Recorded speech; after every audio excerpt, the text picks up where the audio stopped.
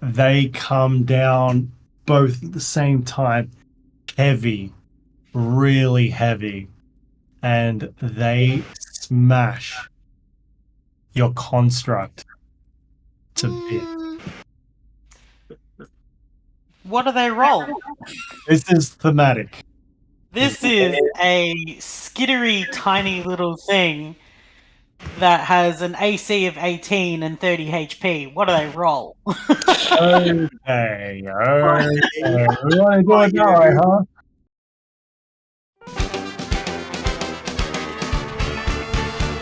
I'm sitting here in my living room and I just can't seem to shake the glue. I'm pissed.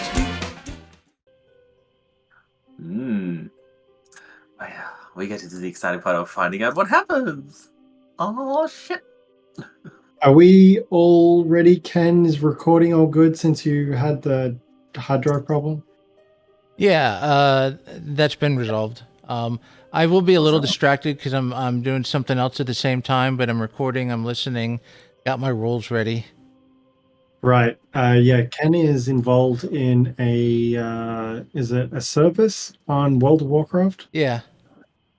Cool. So he may be a little bit distracted, but that's not too much of a problem. Yeah, you guys rock. You'll be dead soon. That'll be fine. I'll be dead soon anyway. Yeah. You all shall be. Okay. Dun, So, dun, dun. by the way, I really like this 15, 18. music that I found just for the lobby. Just really It's gentle. ominous and dark. This is fine, or is it? Well, okay. From where we left off, we are up to round 9 of the battle, and you've had 6 monks join into the fray. Dr. Croaker, I don't know what he was hoping for, but he delivered information to the monks in hopes that they would be on your side at the right time. We don't know what we don't know what the reasoning is at this point in time, but they're here now. And They're here. I'm going to call you all to the board. How do I do that again? Players. Summon players to the board. Da, da, da, da, da, da.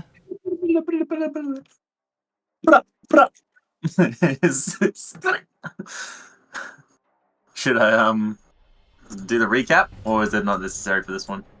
Elliot, please give us a. I will pause the music. And please give us a recap. All right. Well, we are up to episode 10, or technically episode 14 if we count all the other ones. It's 11 actually. 11. Yeah. I don't believe it. So 10.5, but it's 11. It's 11. Anyway. All right. Well, this is my episode 10. Anyway. We quietly waited during the night for an ambush that may not come. Drongo had once again remained awake for the whole night, keeping watch during each shift of the night. It was during Guy's watch that a noise was heard from a brush. Guy stealthily investigated the noise, with Drongo creeping behind her, mimicking her movements with some exaggeration, but somehow moving more silently than Guy. From the brush, Guy and Drongo were suddenly sprayed by a jet of acid that alerted the rest of the party from their sleep. It wasn't the cultists that had surprised us, it was instead a pair of Enkegs that were prowling near our camp. Drongo and Guy threw themselves into the fight while Lokk and Dr. Croaker struggled to see through the darkness to assist them.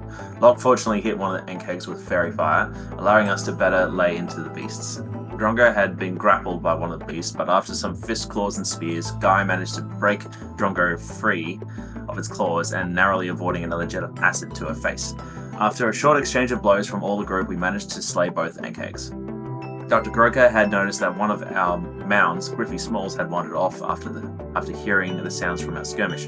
But after some quick tracking from Lokk, she managed to find Griffy Smalls and calm it down before returning to camp once again. Our fake camp remained undisturbed.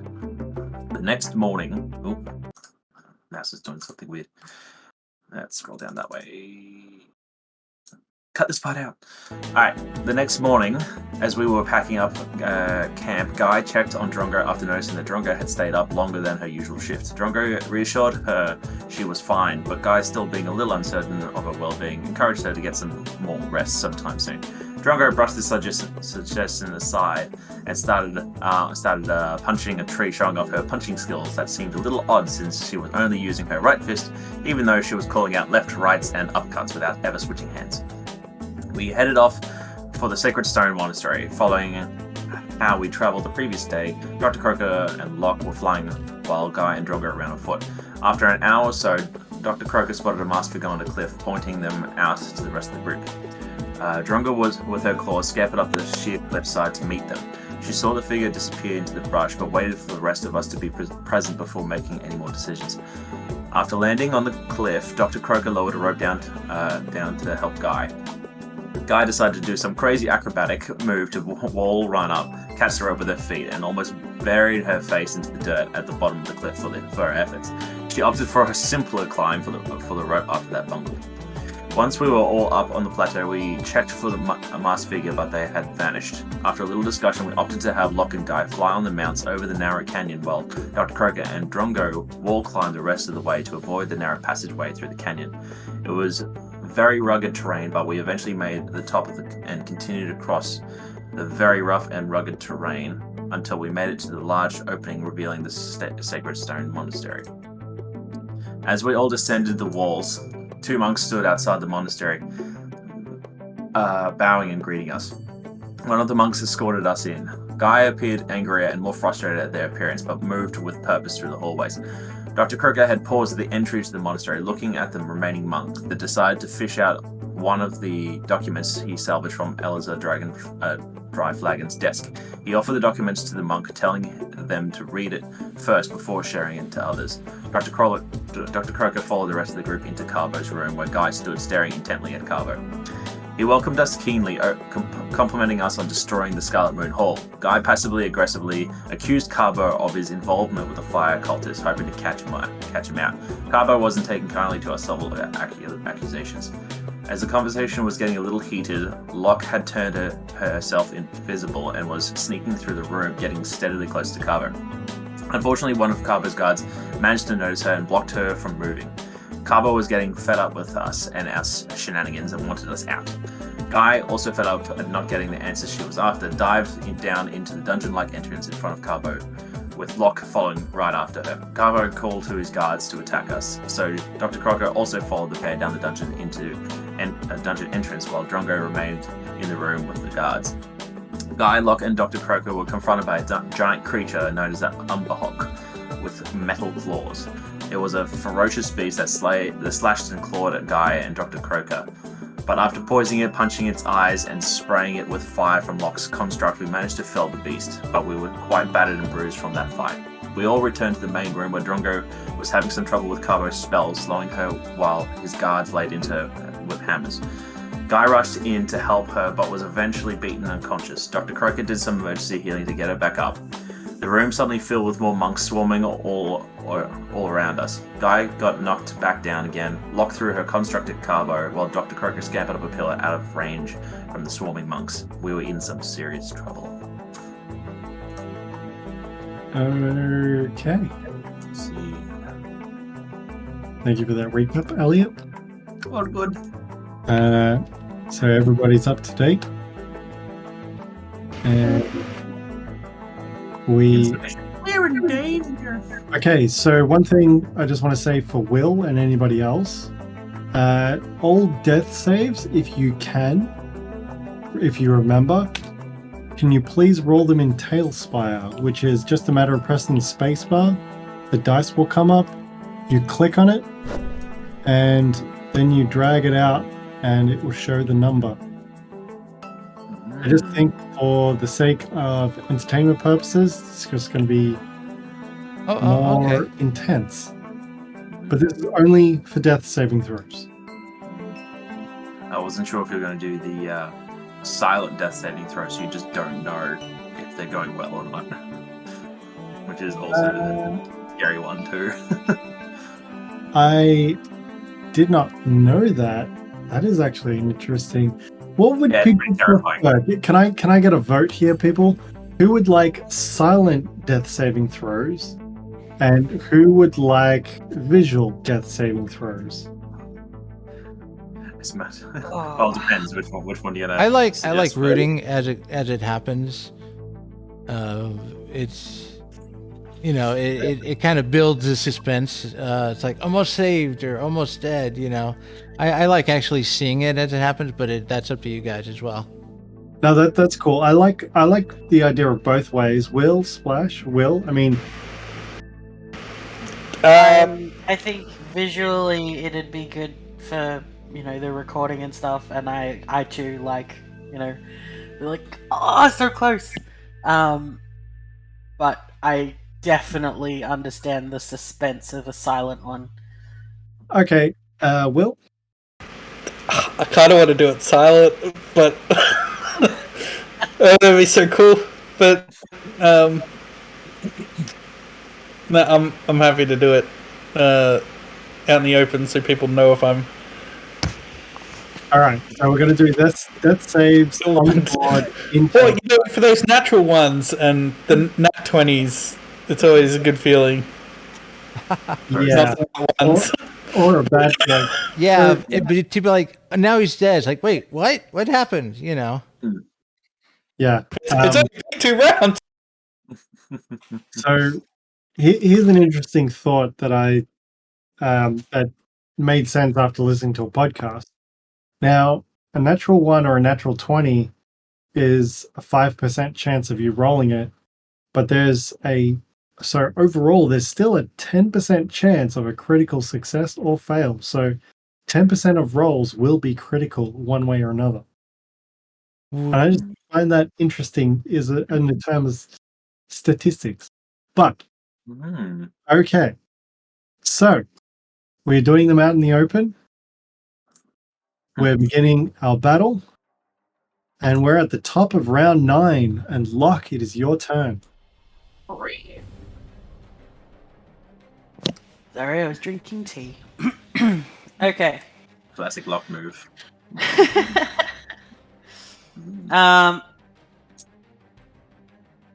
Lokk is going to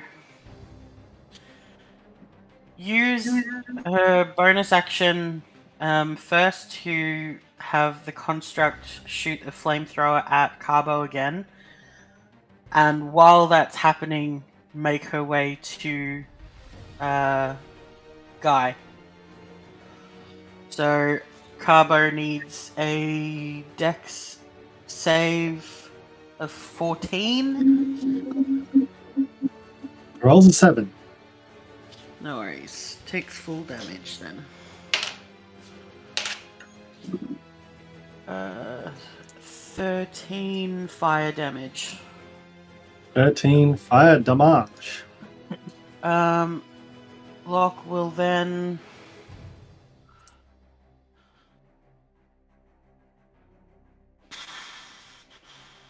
cast Cure Wounds on Guy at level 2.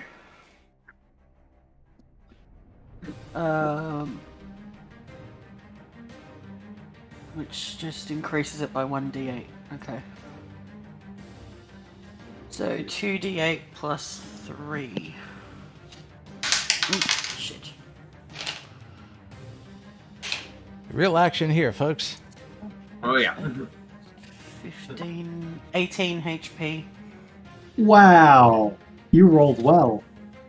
Got a 7 and an 8, and then it's plus 3. Very nice. All right. You're and that is my turn. I am in danger. Yeah. Right. Okay, it is Sacred Stone Monk B's turn. Did the construct not attack, or was it about to? It did. It did I damage. did attack. Ah, okay. Will, you're still prone at the moment, but you are healthy. There. And it is Sacred Stone Monk B's turn. he sees his magical aura over you. And he's like, "Nah, you're fucking dead." And it would be advantage, but he's at disadvantage because he's poisoned. And so it's just a straight attack. What a dog. 16. Going to attack the one on the ground and not the one trying to heal him. Does that miss? 16? Yes. That's a miss. That is Hey, also a miss. Sacred Stone Monk E's turn, Monkey.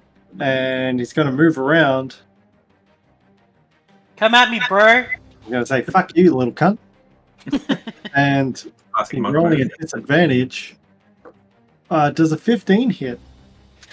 Lokk, whilst healing Guy and shooting this, curing aura, is just ducking and weaving between these blows coming at her.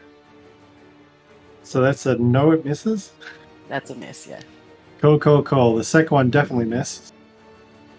It is Monk F's turn. And he moves in. And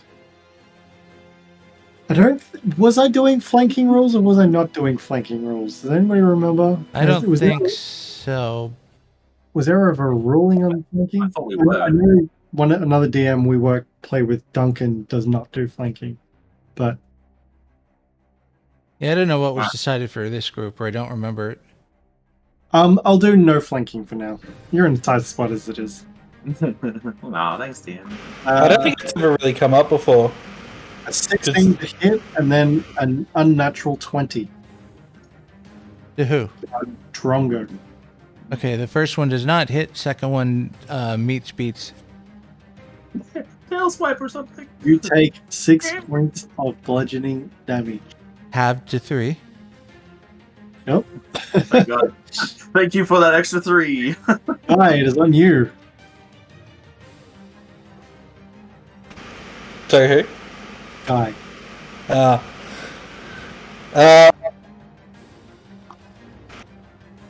I'm gonna get up, Gonna get up. and I don't know what to do from here. All I can think of right now is like Arnold Schwarzenegger. Up, down, come on, up. Because I had to dropped bump really 3 times you so far. up. Yeah. Fuck. I think I might call out to the others and just say, back into the dark hole. Whoa.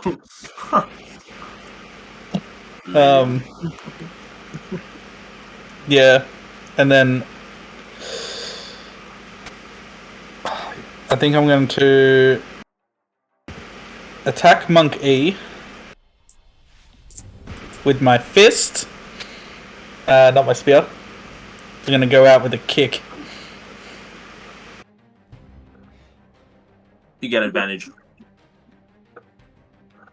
On what? Poisoned. I don't think people who are poisoned have advantage against them. They just have disadvantage on hit. Conditions. Poisoned. A poisoned creature has disadvantage on attack rolls and ability checks. That's it. On its attack roll. Got it. Yep. It's on you, Guy. It's 11 to hit, Missed. but I get +2 to my AC for the Kensei thing. Or Yep. Kensei. Fuck. I think I'm gonna unarmed strike again as my bonus action. Just let me check if I can do it first. I'm not sure if it has to be a weapon attack. Yeah, you can. So you can use an attack action, and then you can use a bonus action as an attack.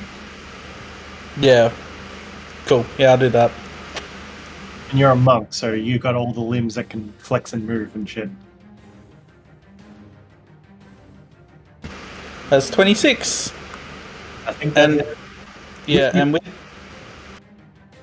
Sorry, which monk is this again? same one. Let me just get back to Talespire. Monkey. Shit. Yeah, monkey. Yep. I'm gonna do the maneuver as well.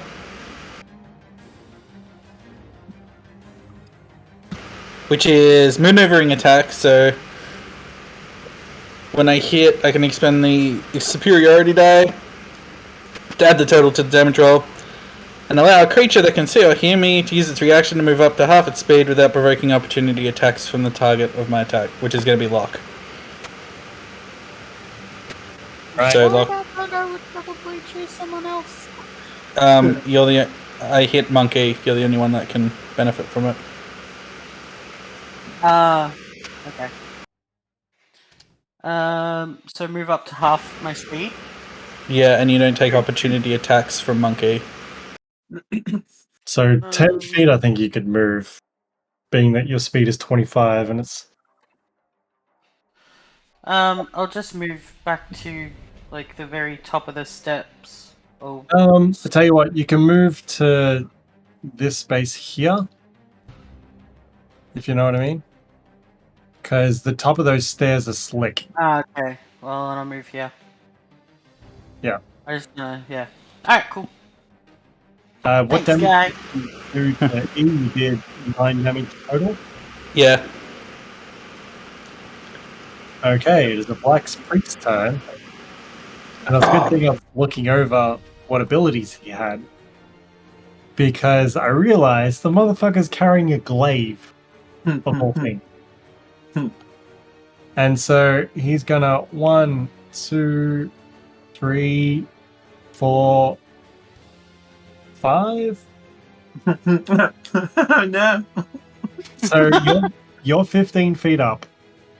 He's a 5-foot box, and then he's got 10 feet of range above him, so that puts him in melee range ability to attack you. Is that about right? I assume it's right, because glaives have 10-foot reach, plus he's 5 foot.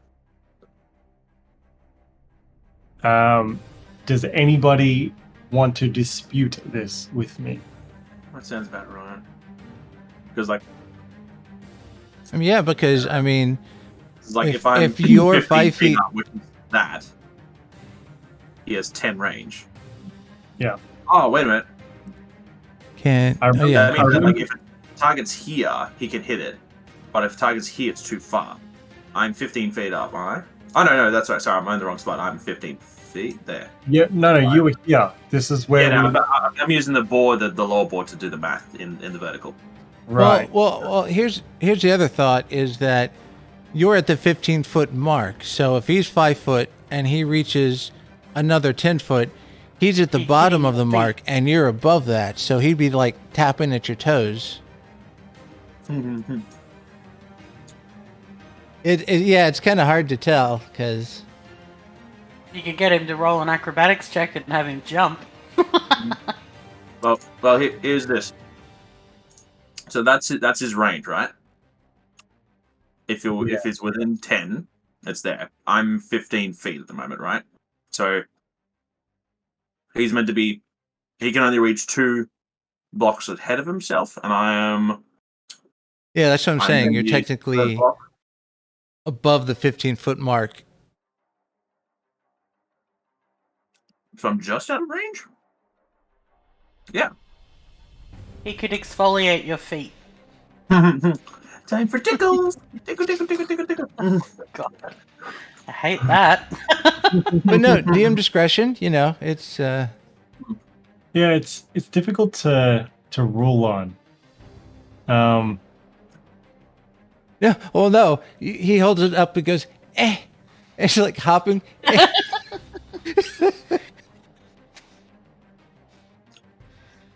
5, 10, 15. 15. So, because the top of the ceiling is 15, right? Hmm.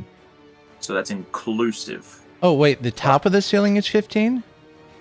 Yes. Then Then you I should then you definitely in range because you can't be at 15 feet. Yeah. 'Cause Unless you'd be you're above flat the- against the ceiling. Yeah, unless you're prone against the ceiling. Right. Okay. I appreciate the Math. constructive criticism. He's going to it is take definitely at that point. two attacks against the frog.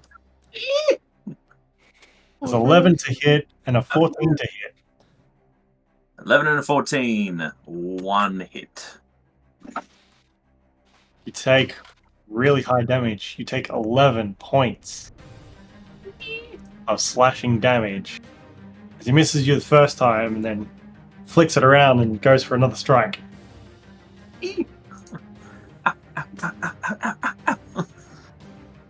Dr. Croaker, it is on you. It is on me. It's on me. I'm going to put this now. Alright, well, I had an idea, but now I'm not sure if it's going to work anymore. I'm going to try something. I'm going to drop onto him. Frogs away! I'm dropping onto him. What's your plan? The grapple. I'm just going to grapple him and like grab onto his back so he can't hit me. Okay, it's a contested strength check. Yeah, it's probably not going to be good, but we got to try. We got to try. He's a magic caster. He's a little weebus. Come on, baby. Oh, that's a nat 20. Yes! Yes. You grapple him, no problem. Which is good because I have a -1 to strength. I'm grabbing him on the back, so he can't like swing at me, and he also has to make a con save if I'm touching his skin. It's a grapple. The rules of grapple apply. He can still hit you. Yeah, but that just means it gives me advantage if I attack. It's a Constitution saving throw. He rolled a 14. Mm-hmm. Oh yeah. Sorry, I thought that was for something else. No, so he's not poisoned. Because the DC was your spell DC, which was 13 last I remember. Which is what I rolled for the monks who hit you. Mhm. Alright. For some reason, was full grapple. There anything else you would like to do? So, we're just for argument's sake, a grappled creature's speed becomes 0 and can't benefit from any bonus to its speed. The condition ends if the grappler is incapacitated. The condition also ends if an effect removes the grapple from the creature for reach of the grappling effect, etc. Mm-hmm. So, Doesn't it also mean that attacks against it have advantage? no, that's restrained. Oh, okay. And that is another level of grapple. You can actually take a feat to restrain a creature with a grapple. And attack rolls against a creature have advantage. Creature's attack rolls have disadvantage. Creature has disadvantage on dexterity saving throws. Mm-hmm. That makes sense? So if you're locked arm in arms, he can still kick you and do damage and so forth. I'll say, because he's got a glaive as a weapon, he can't hit you with a glaive. But an unarmed strike would hit. That makes sense. Alright. Well, Has after he I've dropped grabbed his him. glaive? Sorry? Has he dropped his glaive? Because isn't it a two-handed weapon? Not yet, I guess. Probably hasn't happened just yet. Because I've just jumped in. I think he's still holding on to it. Mhm. He hasn't necessarily dropped it per se. He can't move though. His speed is 0. No worries. Well, anyway, Okay. after I grapple him, I yell out to the monks in the room. Stop this! No, we're not going to end me. Here's the bad guy here. Okay, should be on my 6 seconds. Gilead! Jill just had a haircut. She cut off about that much hair. Damn. That's not an Can under. fly. Forgot to take a before photo. We realized after it. Damn it. Anyway, You fool. it is Black Earth Guard A, and he sees Drongo. No, You fuck now, cunt. no. And that is an unnatural 20 to God hit. damn it. That ruined my plans. Okay, roll Oh, low. being alive. You take 9 points of damage. Yeah, she's down. No! I had a beautiful plan to follow up with that, but I think I'm next on the turn order. Oh shit. And then he comes up to Lokk, and he's going to take his second swing. And that is a 15 to hit. As he swings, Lokk just screams in his face and, must have put him off his game because it just swings wide over the top of my head. Drongo, please give me a death saving throw. What's that, just a D20? In the game, yeah. Just was flat d20. In Talespire. Them 18. screaming Nice. gnomes. Okay. We are on to Sacred Stone Monk C. And he's going to run around and take 2 attacks on Lokk. There's a 21 to hit and a 19 to hit. Yeah, both hit. You take a total of 8 damage. It is now Monk A's turn. I gotta find Monk A. Right, it's next to Guy. No, wrong monk. Yeah. Guys standing up yet? Okay, that is a 10 to hit, which misses, and a 15 to hit, which also misses. Yeah. Monk D's turn. Check if he's still poisoned. Which one? Monk B and E, like they had a chance to save. Oh, right. I did roll them at disadvantage, but yes, Monk B is no longer poisoned, and Monk E is no longer poisoned. So it's a low save. I wish I was slightly more potent, but no. There it is. It Okay. helped. It did. It made sense at the time. So Monk D. Man, Monk D doesn't really have. Okay, Monk D is going to go around through his allies. Take a couple swings at Lokk. First one's a 9 that misses. Second one's a 19. Yeah, mid dodge on the first one. The second one clocks her. Takes 5 points of bludgeoning damage.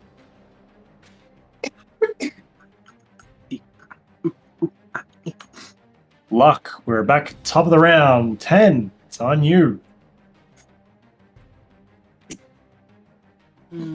If I were to move, I would invite 3 attacks of opportunity, right? Unless you take the disengage action.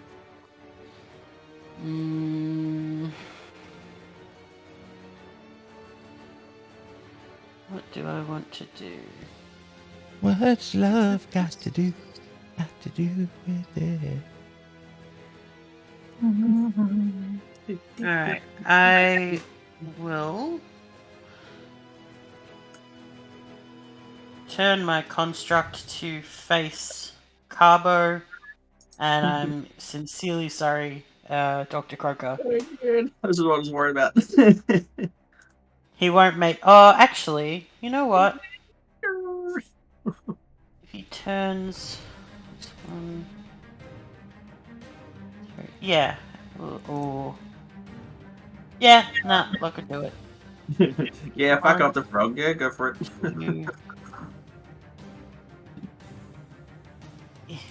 Face this way, you bastard. No, Just make sure it lands on a tile. Drongo, Ken, how did you lock tiles to be able to stay on the 5-foot square? I don't remember. I thought the DM did something. Okay. Sorry, continue. No worries, I'm just trying to get it in the right spot, but it's going to be on this tile regardless. And I'll use... Don't feel necessary to make it point a particular way. You can just use the cone as... Yeah, that's fine. It's fine. I'll use the cone. 2, 3. Yeah. Lee, I may have lost connection. Can I be brought back in? Have you loaded the game back up? No, like I can still see the board and everything, but I think everything is just can't do anything. Yeah, you're not here. Just reload the game or rejoin. 3 tiles. I don't know how to work out how. You want to target these 3 essentially, right? Yeah, that's the game plan there. Okay, so from here, how wide is the arc? It doesn't actually say. It just says it's a 15-foot cone.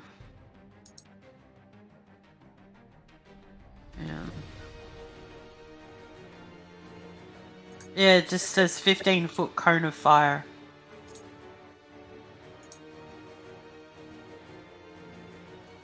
Okay, yes, I have looked at this before. Yeah,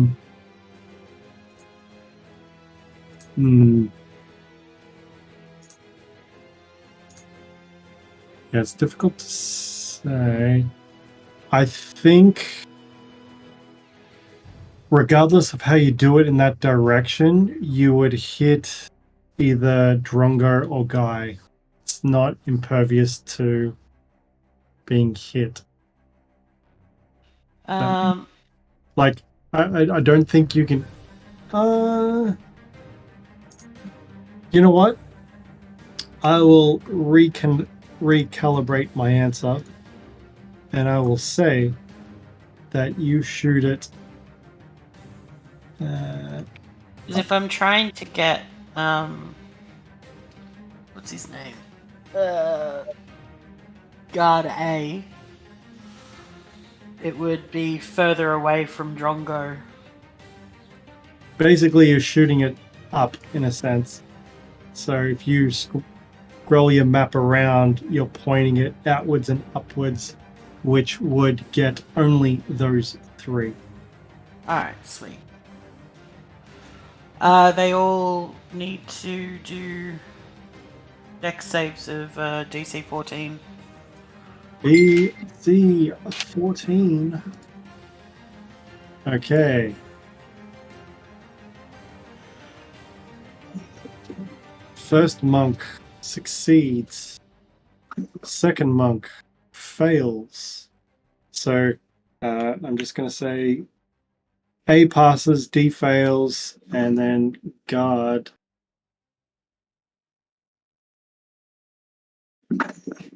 fails. They take 15 fire damage, halved for the one that was successful. Okay.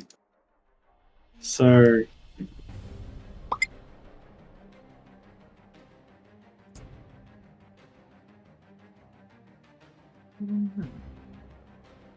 Yay! So A succeeded. How much damage was it? 7, yeah, because 15. Yeah. And then Monk D takes the full 15. Of conage. Okay, was there anything else in your turn? Yep, so that was my bonus action. And for... is it going to be worth it? It's going to be worth it. How many in a row? Yeah. I'm going to pull out my banana gun. And...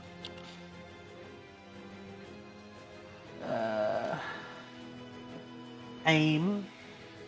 Where's the line?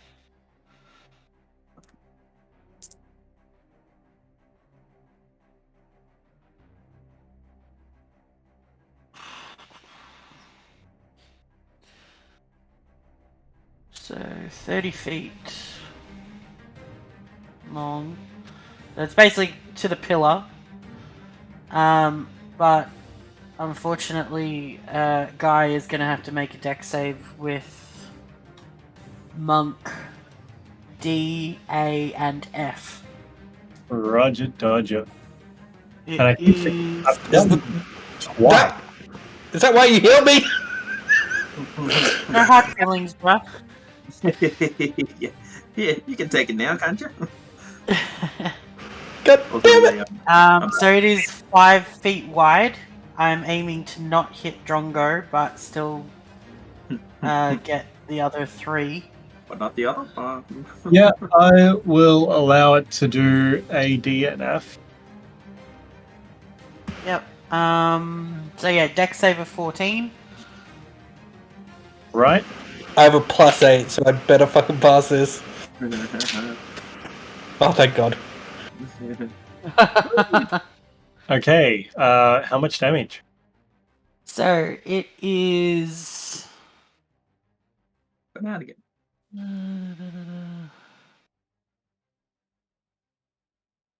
Okay, so they don't take immediate damage. The acid damage they take at the start of their turn is going to be 7. They then have to either use their action to scrape or wash the acid off themselves or another creature. Otherwise, they will take acid damage at the start of each of their turns. Wait, is that for those that failed? Yes. Oh, thank God. Oh, okay, sorry. So what do I do? Oh, fail, succeed. Cool. Banana Gun's more trouble than it's worth. No, it's not. Okay, that's your turn. Because they have to waste an action getting rid of the acid, so... So stop and yes, that is my turn. I will...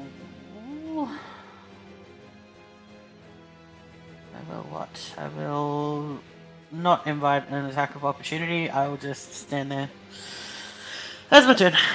Oh, Monk B is going to take 2 swings at Guy. That is a 23 to hit and an 8. So 1 hit connects. Yep. 4 bludgeoning damage. Monk E. I gotta keep looking at names and see where Monk E is. Where is Monkey? Monkey! Above B. Okay, also attacking Guy still. That is another 23 to hit and a 7 to hit. So you take 1 strike. 4 damage again. What are these rolls, man? What are these rolls? I think they're enough. Monk F, sorry, takes another 2 swings. That is a 19 to hit and a 13 to hit. So 1 connects for No, bludgeoning damage. it misses. I got the +2 bonus to AC. Oh, the 19 misses. Yeah, I'm at 20 right now. Nice. Guy is on you. Can I be invited Well, to the board now? I was just like, Thank you. down in the hole, hasn't nobody moved? Here we are. Oh no, he's animating. Oh no, he's not. Gosh, I don't know what to do. With nothing to do anymore. It's AFD. They got A acid. and B are covered in acid. F, B, and E are not. And just engage and just run around with some shit if you want. And C isn't either.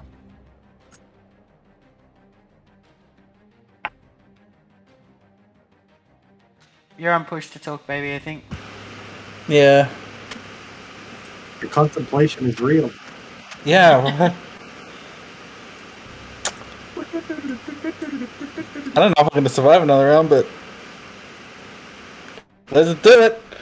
I'm going to attack. Oh, hang on. I gotta switch this off. My shift key. I think it's monk A. I want to attack, which is right behind me.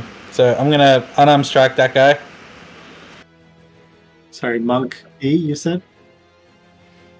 Monk A that is next to Drongo.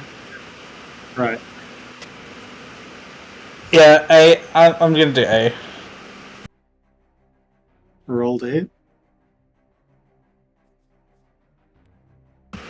Come on, guy. It's 14.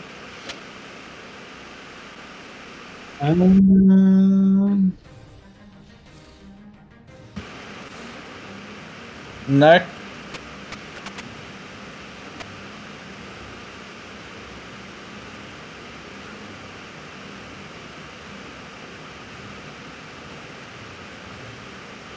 Shit. I really should read these character sheets better. It's like, I could have killed you ages ago. Unarmed defense, while the monk is wearing no armor and wielding no shield, its AC includes its wisdom modifier, which makes it a 16. Unarmored movement, while the monk is wearing no armor and wielding no shield, its walking speed is increased by 10 feet. That says it's included already, but the unarmored defense does not. I think its AC is 14. I don't know if this is meant to count. What's its dex and wisdom? Because it'd be. Yeah, well, if it's 2 and 2, then it's 14. 'Cause isn't it 10 plus dex plus wisdom for monks? Yeah, I think. Anyway, I'll leave it as it hits, meets beats. I'm just going. Yay! Die, motherfucker! This also gets me the Oh! Maximum damage! 8. You cracked the nose.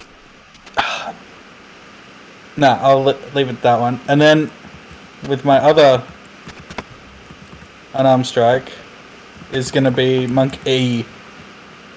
So, fling the fist out at A, and then shoot the foot back for E. Monk B, Bravo. Echo. Echo.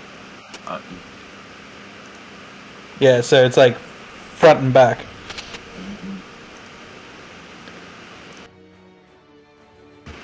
Hey, 25.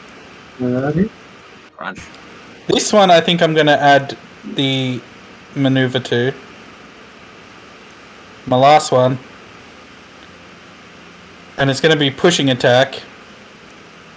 So he has to succeed on a strength saving throw or go 15 feet away from me. You rolled a 17. That's fine. He still takes the damage.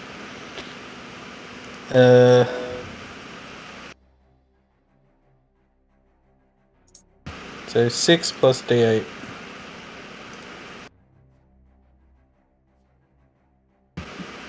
Seven. No problemo. We're up to the Black Earth Priest. Who is currently grappled. He is. So his speed is 0, but he can still attack normally. But being that he's got a glaive and that he can't.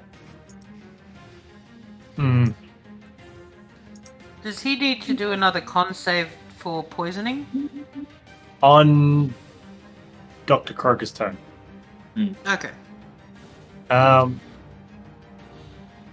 He's going to maneuver and try and swing around. And he's like, oh, fuck yeah. And then he's going to drop his glaive down and stab twice at the construct. Cool.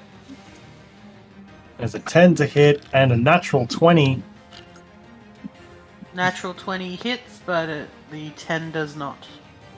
Would you have disadvantage with me holding on to him? I don't know. I'm just Nope. just check. Not rules as written. Restrained, yes. Yeah. Not grappled. Alright. Rolled really poorly for 7 damage. Cool. Oh, no. The construct takes it like an absolute boss. Dr. Croaker, it's on you. Heal. Hopefully Quick, that's that not- poison, boy! Yeah. Well, I with one of my hands quickly dig into my bag, hold my breath, and smush snooze powder into his face. Go to sleep. Shh. What roll? Is there a roll or? Yes. I do 5d8s. There's no save for it. You just roll the damage, right? I roll the d8s, and if it equals 2 or higher than his health, Yep. it drops. Does it have a range? It has a range. Range area 90 feet, 20 feet. Sorry, range of 90 feet. And 20 foot area. So that's 5, 10, 15, 20. I believe. Well, I was hoping to be more specific about it, but I guess if you're just following exactly, then yes. Cool. So I'm So literally trying to smush his face with it, but if it goes exactly by book, then yes. you're going to, it goes by the lowest health and person and goes up. Yeah. So roll your sleep ability. I might fall asleep then. Let's find out. You're holding your breath. Oh, That's why hold I on. said it. I gotta look at that. 9, 10, 17, 17, 18, 20. Well, I've got my number. Right. Okay. So it does say creatures in that range. So it's gonna. Boy. Yep. I don't think that Monk B is in range. Did people disagree with that or agree with that? Monk B is this one here. Looks like he's out of it. Like, Yeah, he'd be out of range. Yeah, it's like right at the tip of his nose. Okay, so do you want to give me the 20. 20? Okay. So Monk E, Lokk, and Carbo. Remember, it subtracts as it goes, so lowest first, and then subtracts from itself.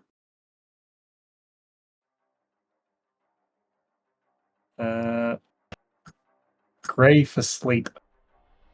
Am I... Hold do on. I avoid because I hold my breath, or am I not... does it not count to me? It says creatures. It doesn't say about holding breath, but I mean, rules I'm are written. You going could by hold your flavor. breath. You could hold your breath for 1 minute plus a minute for your Constitution modifiers, minimum 1. Yeah. If that makes sense.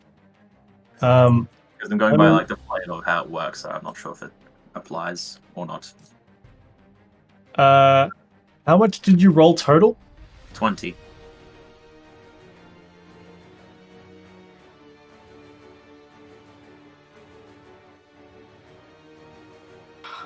I'm sorry. I apologize. If you rolled a little bit better, you possibly could have taken out the Black Earth Priest, but you both cough and splutter for a few moments, but that is all. eat shit, monkey. The early monkey was affected. Yes. The next... Yeah, it would be the Black Earth Priest who was next to... That was very helpful, though. I was hoping to do more, but anyway, that's my one. Nah, it takes one guy off my back. That's great. and I only have like bonus actions if I have any, which is first. I don't know if I'm allowed to, but can I do first aid on myself while I'm here, or will it no because I'm grappling? I'm assuming not because I'm grappling. You're grappling, yeah. All right, You can't be like, hold right there, just gonna, yeah, roll wind this up. up a little bit and. Sorry, think what I'll- were we? Okay. yeah. Pause, unpause. By the way, Drongo, you rolled a death save before. You succeeded? Yeah, it was an 18, so I have 1 success. Because you can actually select on D&D Beyond a success or a failure. You just have to click on the failure to success, and a window Okay. will come up the right. Yep, That way, it keeps track for me in the counter. gotcha. And it is your turn, so please roll another death save.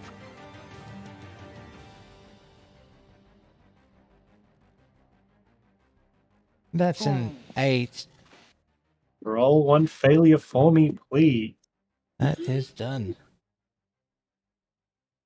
It is now Monk C's turn, and it's going to take 2 swings on Lokk for a 23 to hit and 11. 11 misses. Yep. 23 connects. You take 8 points of bludgeoning. What does Monk A, who's covered in acid, need to roll? He doesn't roll anything, so he automatically takes the He takes damage at the start or end of his turn. So he takes 7 acid damage At the start or end of his turn. at the start of his turn. And then the only way to prevent taking more damage at the start of his next turn is to use an action to wipe the acid off himself. Well, he's down. Monk D, how much acid damage?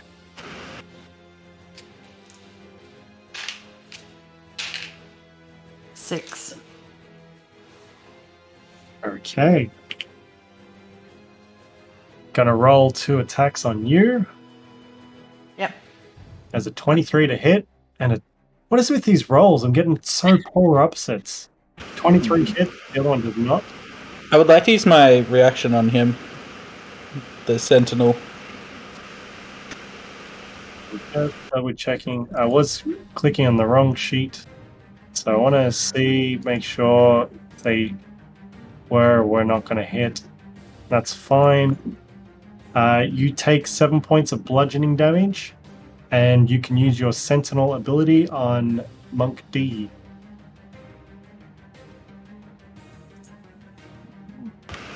No. Oh, It's a 9. Foot. Swing and a miss.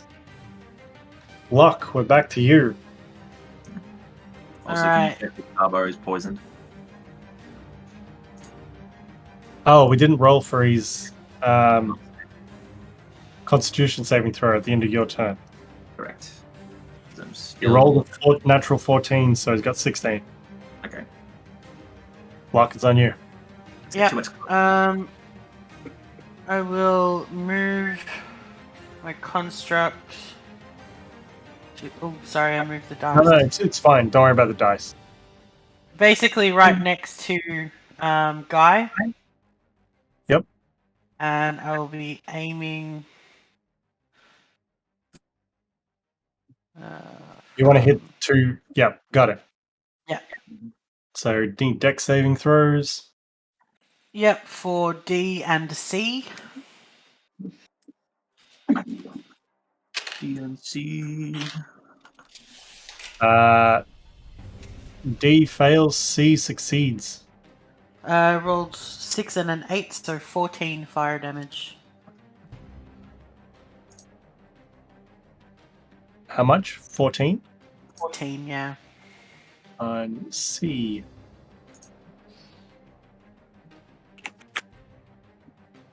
Okay. What else are you doing?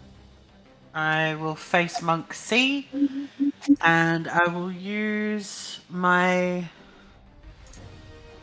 magic initiate ability to use burning hands at will. And I will cast Burning Hands, which is again a 15-foot cone, with a dex save of 14.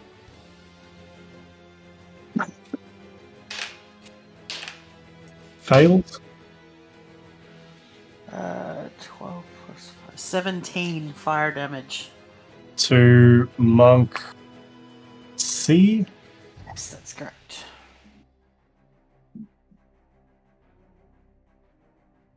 Lokk will then turn to... Luck's pretty much just like, well, gotta do it myself. Pretty much. I got this. She will run over the bodies toward Drongo. And yeah, that's where Cool. I will end my turn. Cool. There's no attack of opportunity if there's no one left to attack you. Math. Okay. Monk B's turn. Gonna take 2 swings on Guy Pierce. What's your AC is 20 at the moment, is it? Or is that Correct. much? Okay. Miss. Hooray! Swing to swing. Swing.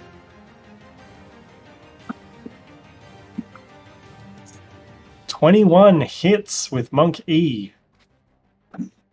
Monkey He takes 7 points of bludgeoning damage. Isn't Monkey E down? Uh, Yeah, Monkey's down. Monk B is Monk. up. Sorry, that was Monk F. Got it. Ah. Because Monk E asleep. So Monk F's turn. So Oh you no, take I love the monkey. of Sleepy time. points of bludgeoning to Guy, and Guy, it's on you. It's getting bigger. Getting bigger. So, The hut. Monk B is going to take the full brunt of this assault, which is another unarmed strike.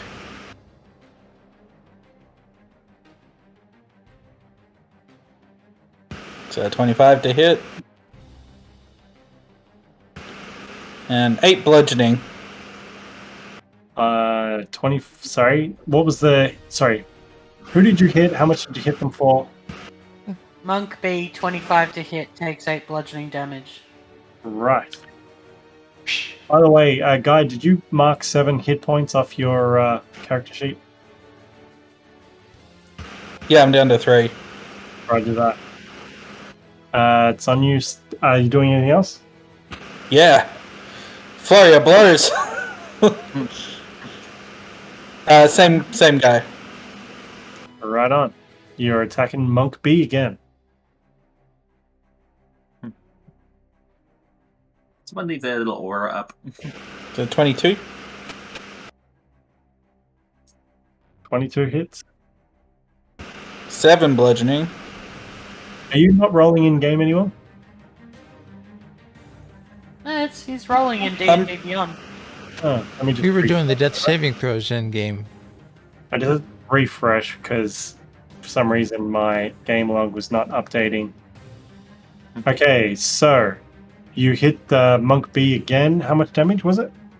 7. Cool. And one more. 14 to hit. 14 hits. Alright. Another 7.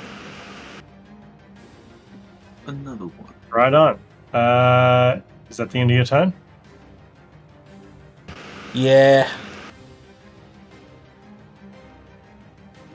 Okay, Black Earth Priest turn.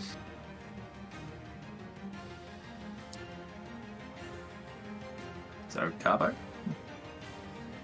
Yes. Okay. Cobble. Carbo red. Sounds like a B movie villain. Cobble. He's Sorry. going to attempt to break your grapple. Okay. So I need to roll a strength against Hey, him. strong little frog. All right.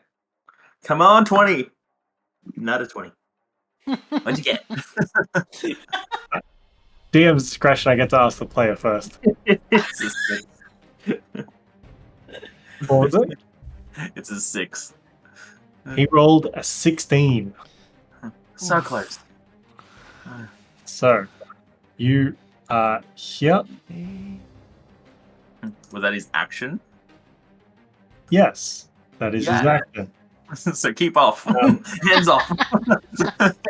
Don't you do some shenanigans and go, oh, I also do. I'm just seeing what else there is. What's the dome for? I don't know. You've got it up. Seconds. That's not my dome. It's on mine. On Sweet. mine. 10. Click on your rulers and try and click it off.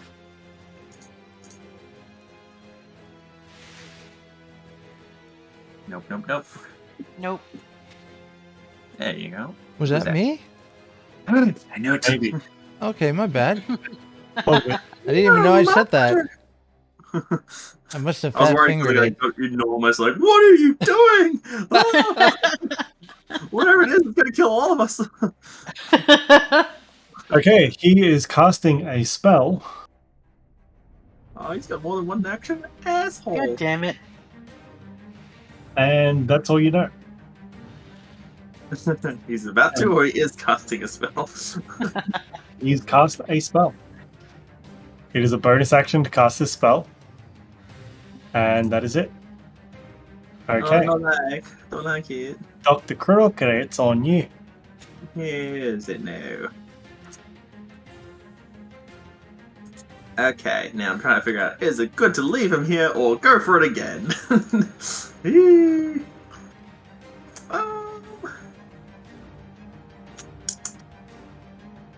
Just slap him. Yeah. Yeah, true. Slap him and run away. I'm gonna try and jump on him again. So, I'm just gonna. You're going to attempt to grapple. Yeah, He's going I'm full gonna try and do feral it again. frog. Alright, let's roll. Not good. Does he beat a 3? You rolled 12. So close. Then in that case, I'm praying for something else. I'll He do also a rolled a Constitution saving throw. He got a 16.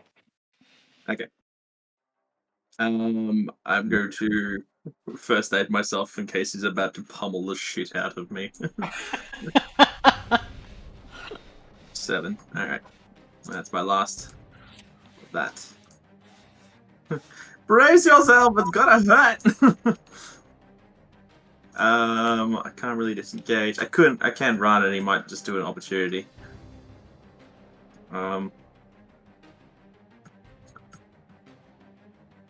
You know what? I will. I'll take an opportunity. 1, 2, 3, 4, He missed. 5. Thank goodness. Skipper. With the wet slapping.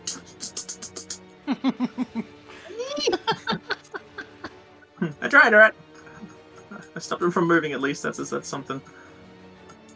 Alright, that's your turn. That's you done. Alright. Drongo, can I get a death saving throw, please? Now.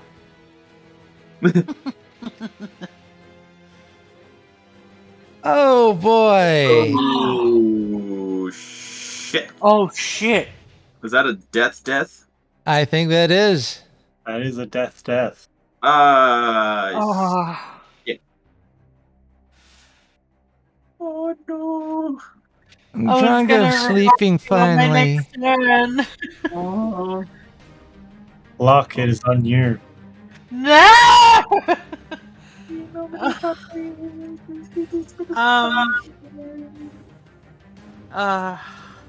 This is not how I wanted to go down, by the way. Just throwing that out there.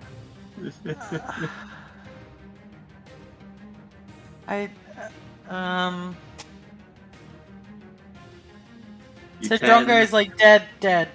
Like I can't do a medicine check and Can't do it. Lay on hands or anything. Uh, put like a potion of healing in her mouth. I Like I've- will allow. Okay, here's how this is going to work. You have a 1 in 20 chance of helping revive Drongo. Roll a d20. Oh Jesus!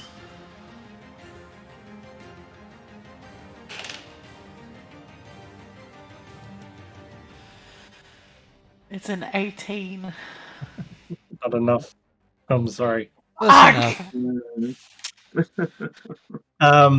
I will not detract that from. Should I make that your? No, I want. Do I want to be an asshole? Don't I want to be an asshole? I would say I was gonna Lokk say, is trying to get Drongo up and has now realized that Drongo is dead. You still have a bonus action. Yes, I do. And that bonus action is going His to wish. be aiming my I'll move it there. If you're moving it, is an attack of opportunity. For who? No one's in range of my. That's Oh, fine. is he within range? Oh, okay. Yeah, he can attack if he wants. Okay.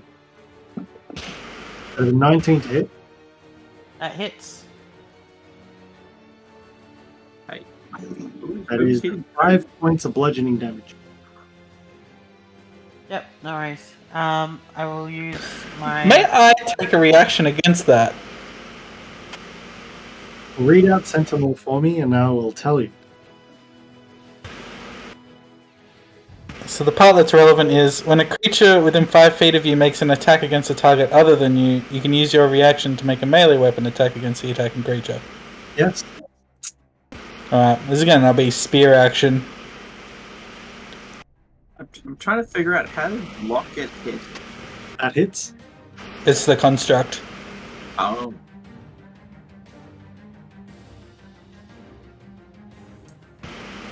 Ten piercing. Drop him. Yes! He had one tooth left in his skull. Oh, lovely. Cabo will be getting hit with a flamethrower. DC Dex save 14. He saves. That's right, I rolled a 13, so he takes half damage. Half 13, so that's 6 damage. Yeah.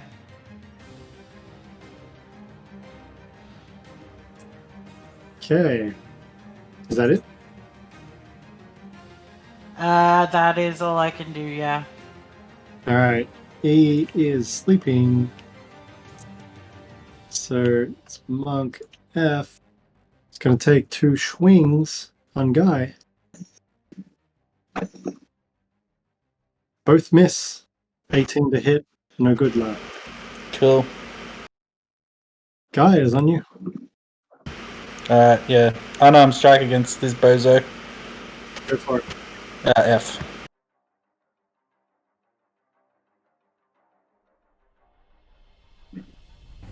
Nah, first one's a 10. I say first one, bonus action, same thing. Yeah, go for it. That's better. Dirty 20. Ready? 8 bludgeoning. Cops it on the chin. That's it. Black Earth Priest turn. And he's real fucking angry. And he's gonna run in. Ah. I don't know if my construct gets an attack of opportunity.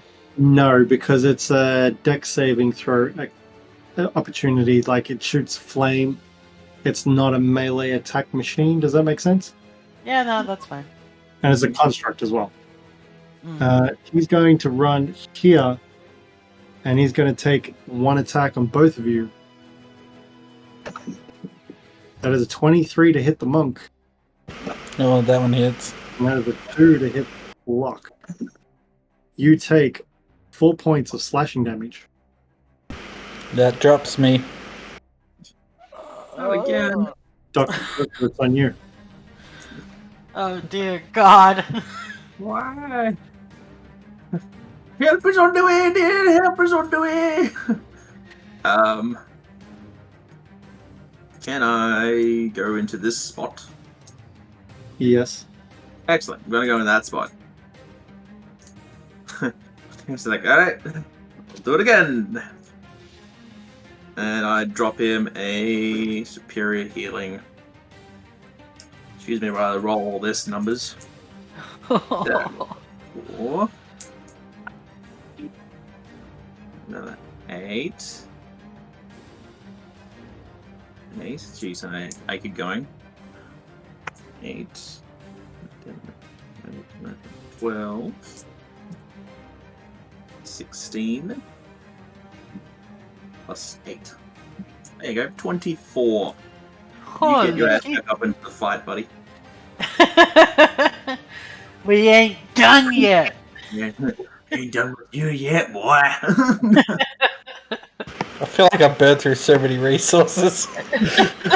You're lucky I have resources to burn. I've been saving these for occasion, and this seems like a perfectly appropriate occasion for it. Yeah. I love how you're just standing on the sleeping guy. Yeah, he's fine. So that was, I think that was 10 bits of movement, and then I run back out the way. So that's just the rest of my movement. Cool. All good, lad. Okay. Lokk, we're back to you. Alright. My construct will turn and flamethrower Carbo again. He rolled an 18. That's alright, he takes half damage. Alright, he takes 8 damage total because I rolled 2 8s. Wow. And Lokk will cast Ray of Frost. So I make a ranged spell attack against Carbo. Right. Roll to hit. Plus 6, 23 to hit. 23 to hit. You got like mage Don't you armor dare on or tell me something? that That's what I misses. feel like that hits, right? That's the thing, like, he did a spell and we didn't hear anything, and I'm so certain it's mage armor. It must be. That hits. Okay. I was thinking it was healing word or something. He takes 12 cold damage. Ooh. And his speed is reduced by 10 feet until the start of my next turn. Stay frosty, motherfucker. Yes! Yes! Stay down, stay down. Lokk will just turn and glare at Monk F. Like, you're next, motherfucker.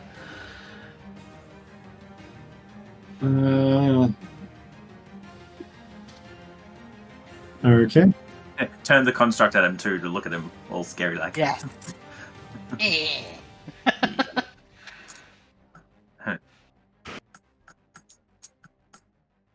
He sees that you healed Guy, Mm-hmm. and he yells out, "Fucking taking you with me!" And he's going to roll to hit. Oh, Good fuck. luck beating a 24 worth of damage. He rolled terrible in his first strike. Keep in mind, my AC's 18 now. Yeah, he rolled a 20. 30. And I'm prone. Only he had advantage on the first attack, and he rolled a 2 and a 4, so he missed. The second attack hit with an unnatural 20, and he does 4 bludgeoning damage. Taking you with me, you take 4 of your 24. Did I do it? Did I kill him? Did I win?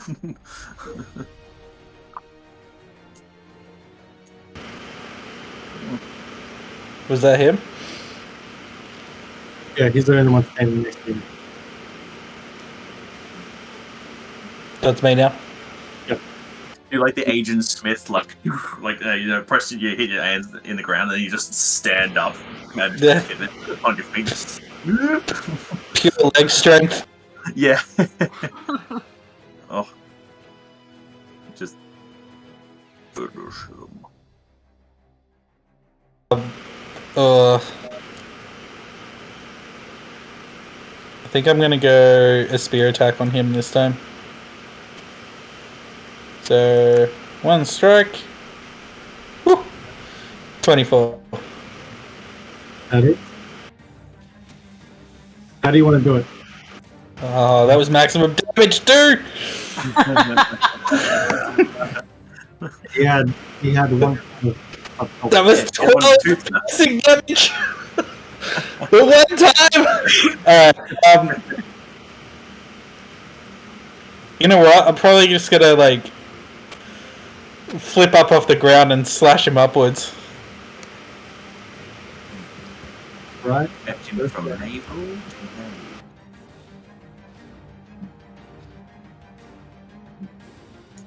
Conk.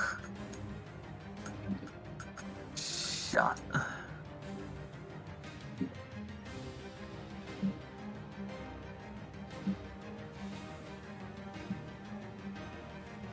Is it just out of combat now? That's it. I'll stay in the square.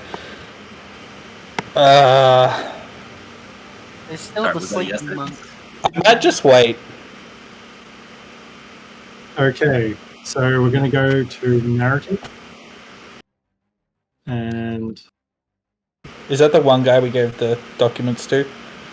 Who didn't want to fight us, but had to? I don't know. Could have been any of The only one on them our is still asleep, so them. Alright, if we're going to narrative, I'm gonna, like, scream at Dr. Croaker, "Get over here!" I rush over. Ooh, come on, pivot. Pivot. Why you know pivot? you got to grab it. No, ribbit. Ribbit. Ribbit. Ribbit good. Do.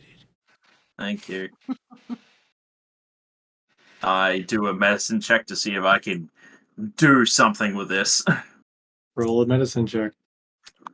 Medicine check. Bitch better be high. It's 21. You get nothing. Nothing. I look up at Guy. She's gone. I can't do anything. I just I'm like, no, that's... I'm gonna pull out a map. And I'm gonna frantically search for, like, any temples nearby. Give me a survival check, please.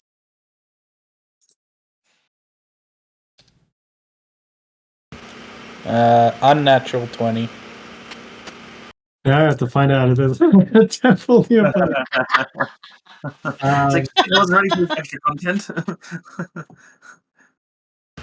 I'm just, like, scanning the map, like, all frantic, like, there has to be one, there has to be somewhere nearby.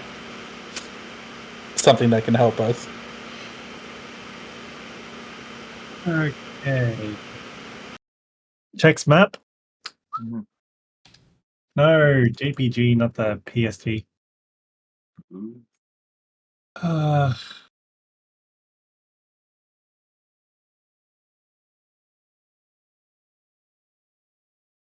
You feel like there's nothing that you can rely on within range. It would be a week or so's travel to get to Neverwinter. Jeez.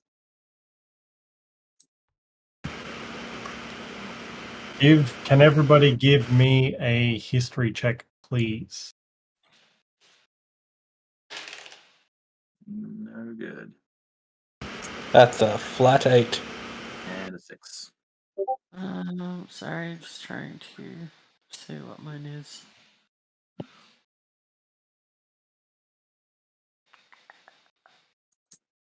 Plus 3, 18. Okay. I'm just doing some quick research.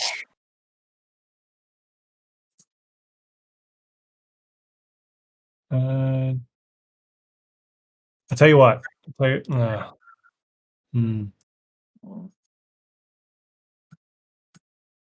You know, between the lot of you, Not much. This can be done, but you know it's going to cost you about 10 grand in gold at a monastery. Mm-hmm. You don't think you've got enough. I like. Drongo put a lot of coin into my purse. 10 grand worth. No. It's 250 gold, though. Mm-hmm. That's something.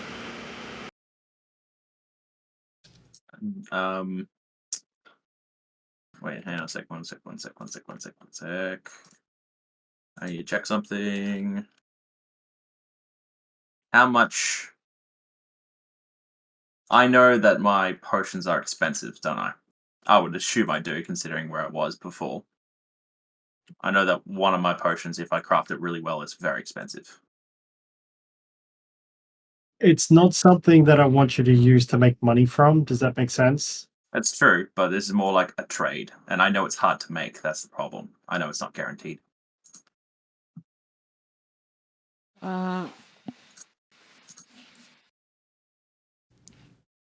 There's nothing Lokk can do. Need to find the chart that says the costs of that one. I think it was in the high end. Yes, it's very expensive, but it's very hard to pull off. So I'll look to Guy and say, if we take her to the monastery or a chapel or a church or something, it's going to cost us a lot to try and get her back. I don't know if we have enough, but I could possibly trade for it. But it's really difficult for me to craft something that will be worth what they'll be after. Give me an insight check, please, with advantage. That's a nat 20. That's fine. Nat 20 is all I need to know. You know at this point, you could do this. You could do this.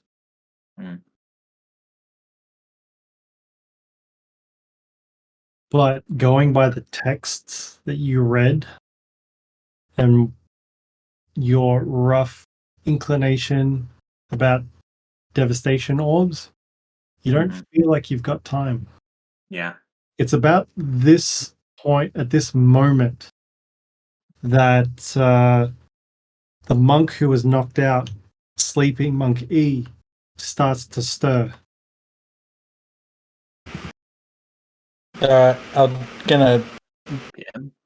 I notice it. Everybody notices it. He makes noise. He I'm groans. jumping on him, pinning him down, and I'm angry. Oh, fuck, mate. Fucking get off me.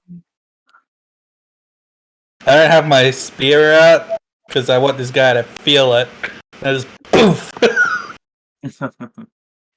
So are you doing damage? Yeah, I'm gonna punch him in the face. Roll. I want to kill him. Jeez. So you're doing non-lethal damage?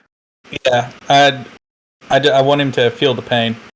He definitely feels the pain as his head crunches into the stonework and his nose starts bleeding almost profusely.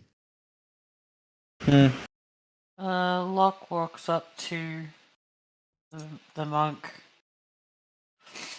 and just says,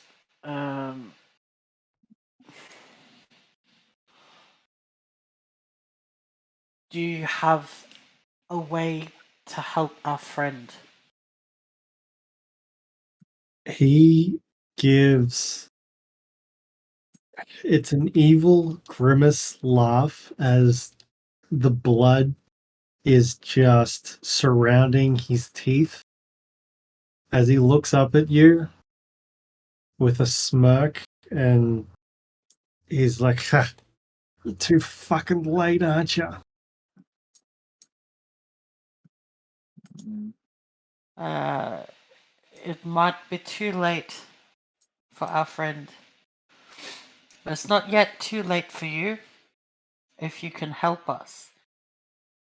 If you can help us get her back, I won't have to ask you what you'd like me to tell your family after we kill you. He holds up a finger to you and says, fuck you, bitch.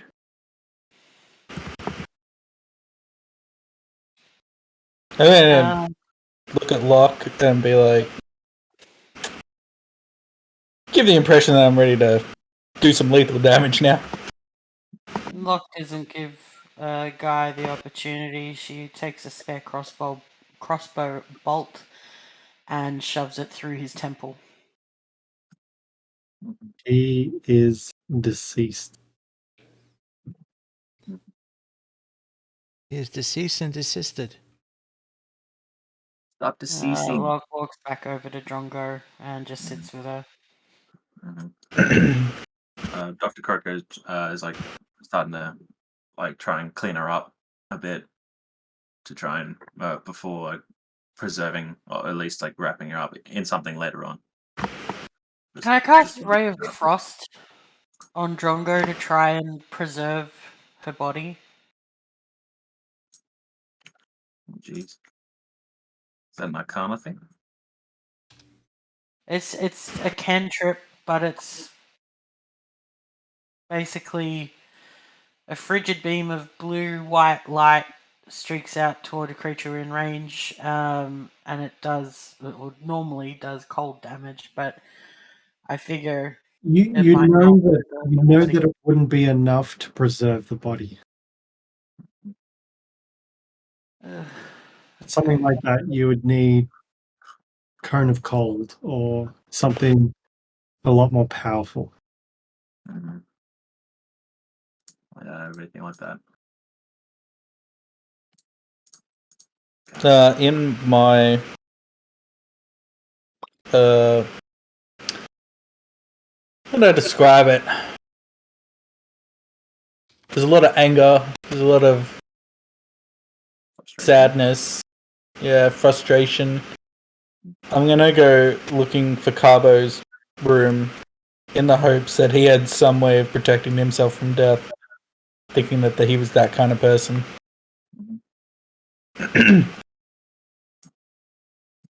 Yeah, I'll rummage through Carbo's But- robes. I don't know where his room is, so I need to go look for it. And I will, sprint everywhere I have to.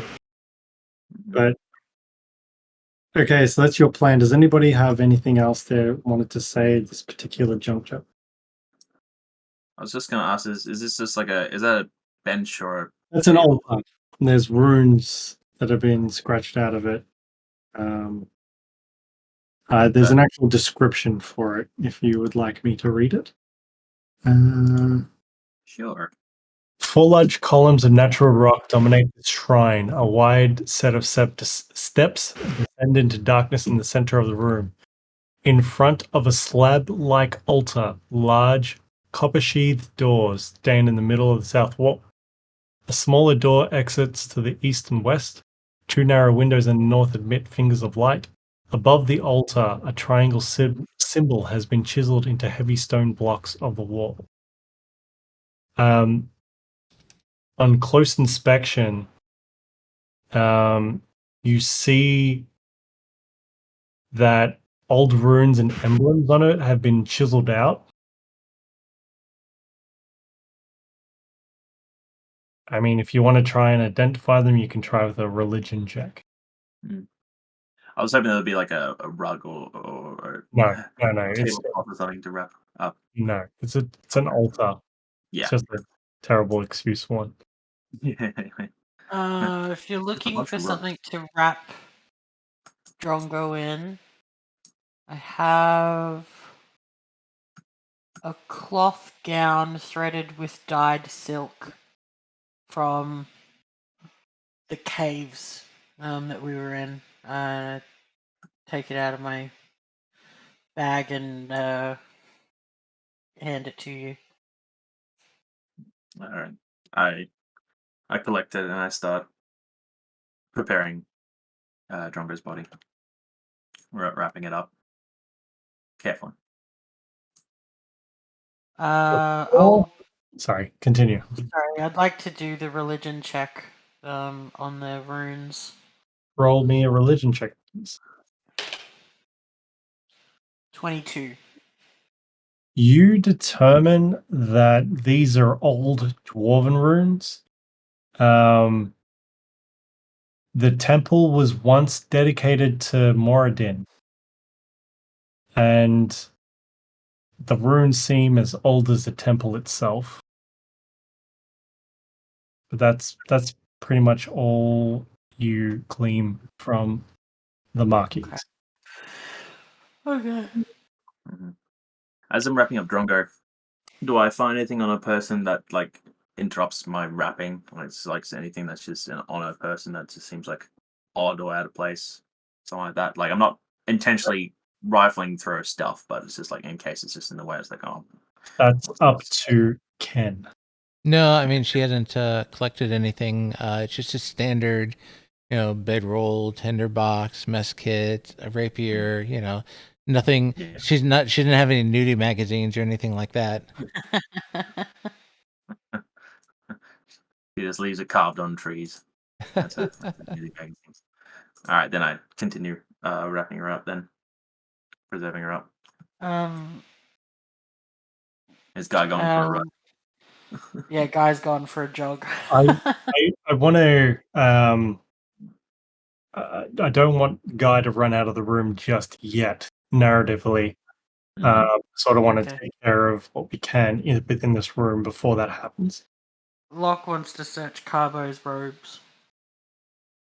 Okay. Let's see. Investigation.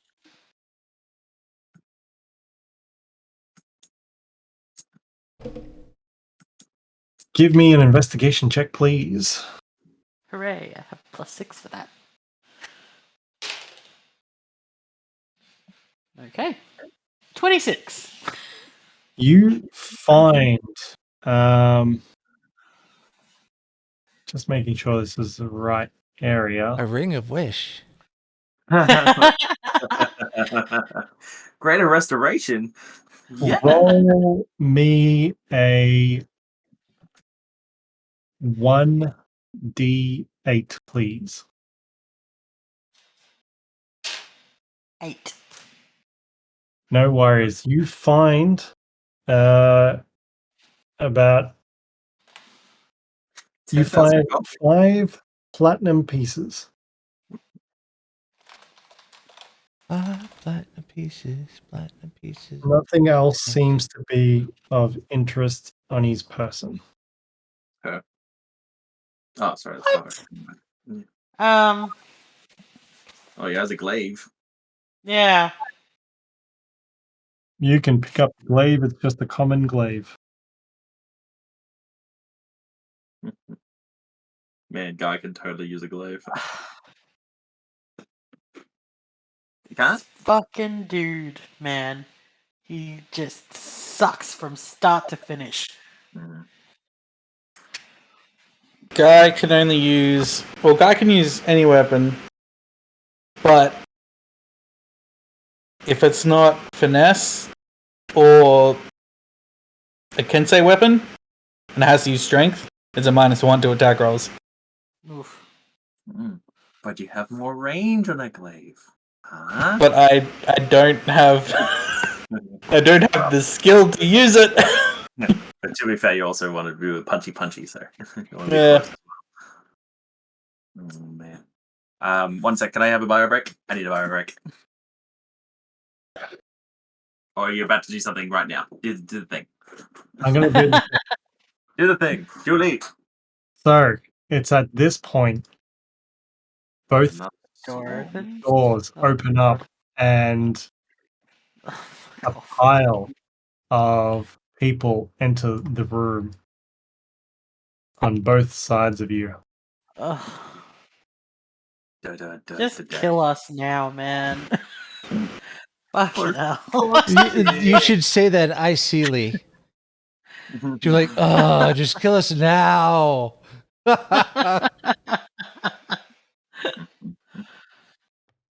And this voice comes up and says,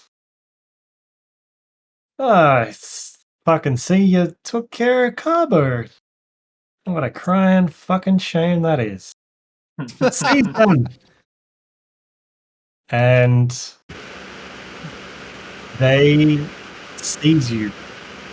We're not going to enter combat unless someone really wants to fucking... No. They seize you. And DM's derogative. Yep. she starts monologuing and like, yeah, you caused a big fucking ruckus, didn't you? And she signals to the other monks around the room, and they start putting black sacks up over your heads as they all encroach closer on you. Would Guy not have gotten away since he was planning, or she was planning on running out of the room to begin with?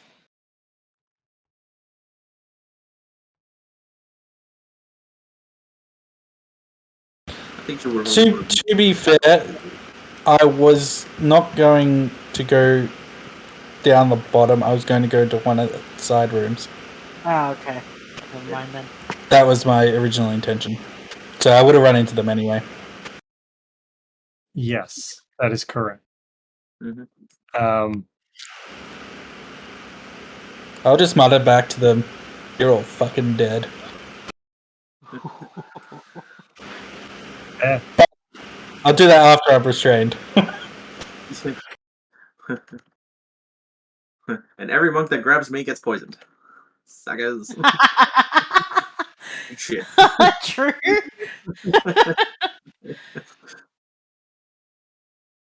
No one wants to touch me. They managed to get a hold of you. Lokk is pretty much just going to be attacking anyone that comes near her, so... You resist and you struggle, and you fight and you fight.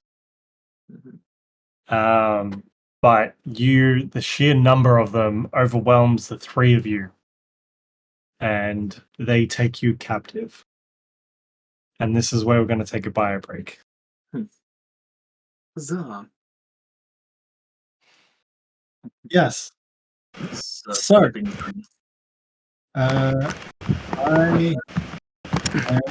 atmosphere. What am I doing for atmosphere? Playing the bagpipes.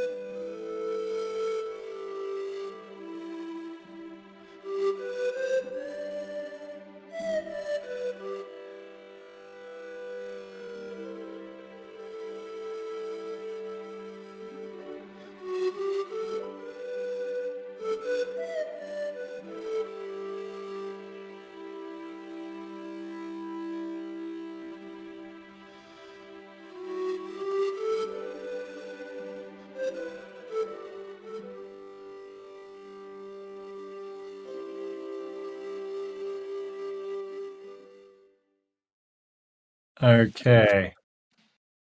I'm summoning everybody to the game board. And so you eventually all get dragged out. And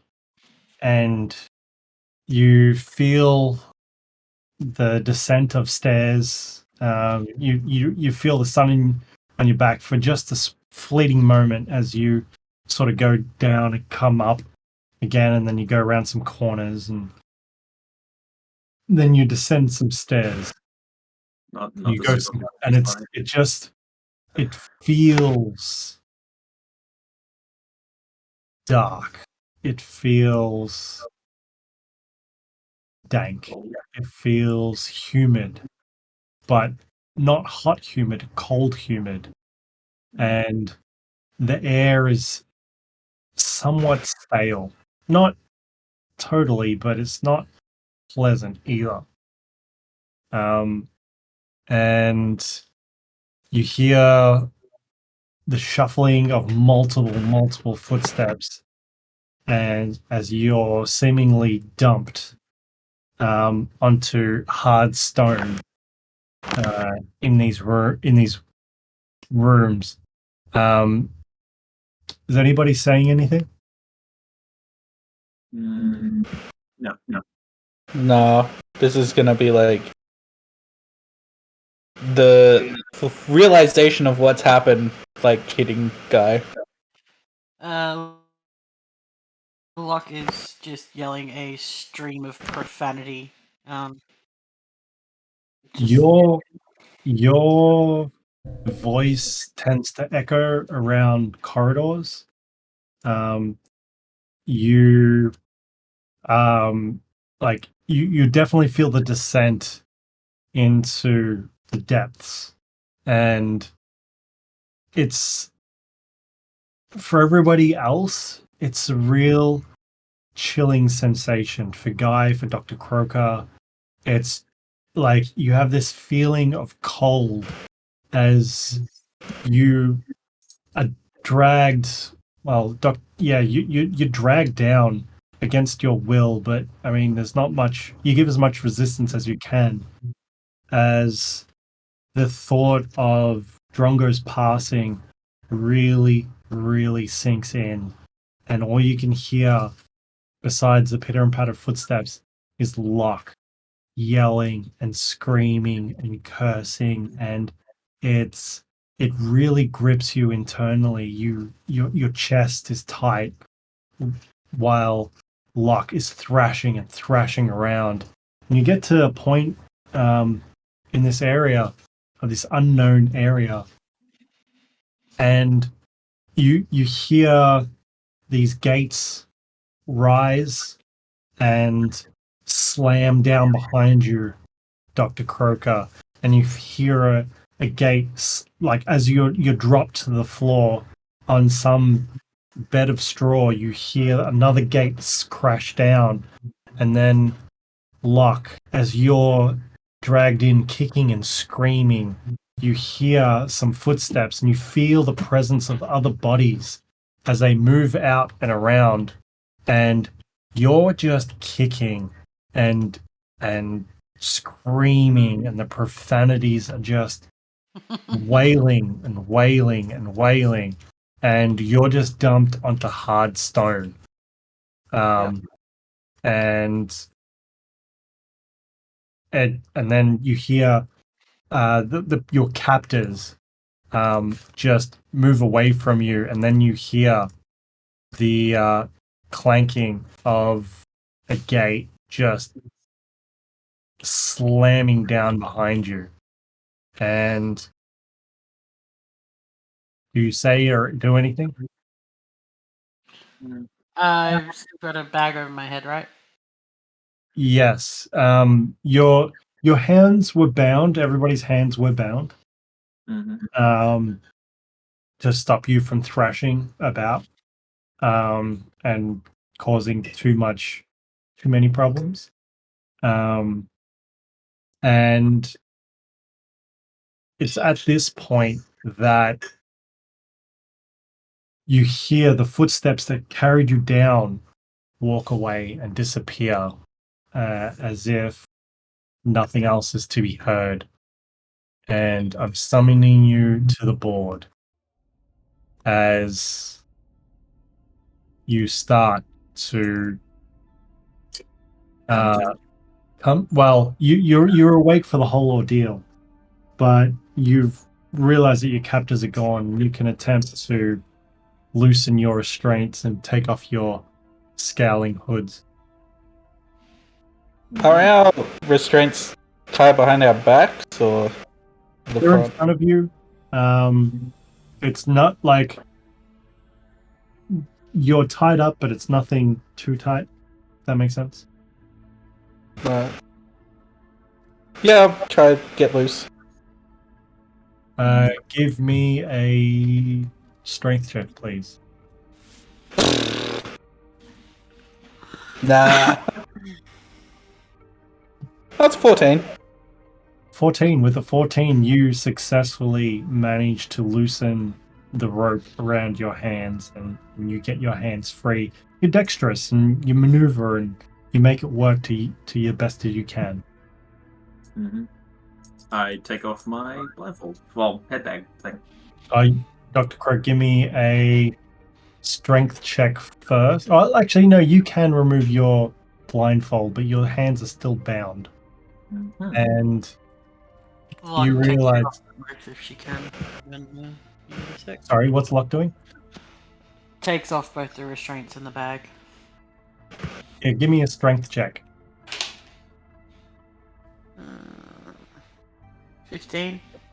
15's easy enough. You break through and you're surrounded by people in this cage that you're in, and they're looking at you with concerned faces.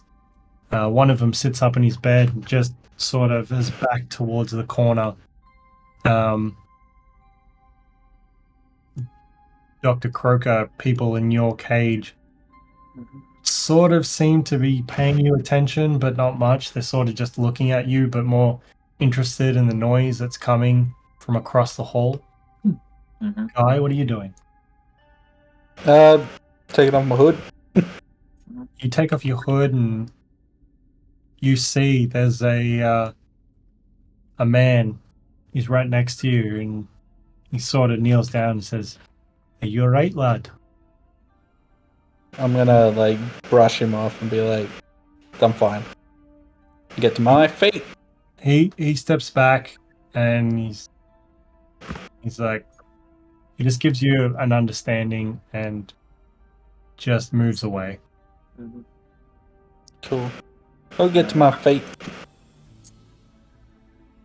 Dr. Croaker like wiggles to sitting up position, sees that he's still bound, and shifts over to the little manacle point here and starts using that as leverage to try and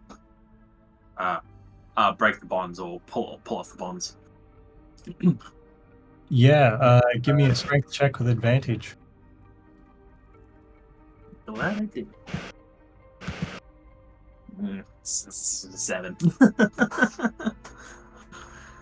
Yeah, you can't get out of these ropes. And it's at this point one of the commoners says, "Can I help? Do you need assistance?" I lean back a sec, just looking up and down. It's like They seem harmless and unarmed. And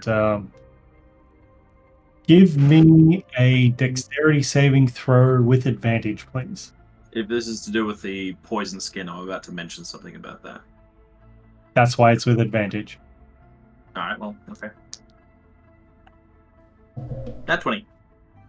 No problems. You warn them, and they take their time and they do it delicately, and they put the ropes in a position that helps you out, and you manage to slide out of them, no problems.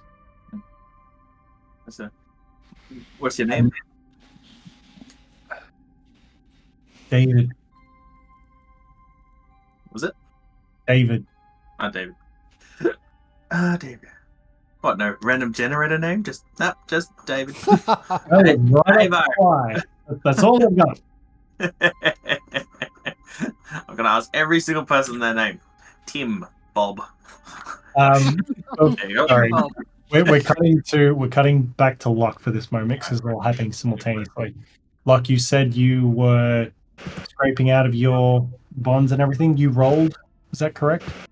Yep, rolled a 15. Yeah, no worries. You get out of your bonds and out of your mask, and you're still lying on the ground. I get up and run to the gate, still just hurling abuse, and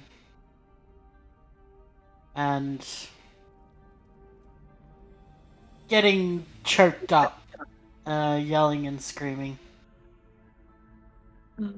You've caught the attention of several other inmates. They sort of make their way to the gate to see if they can see the commotion and the ruckus. And one of them makes their way up to you and says, "Dearie, you can yell and scream all you want. It's not going to do you any good."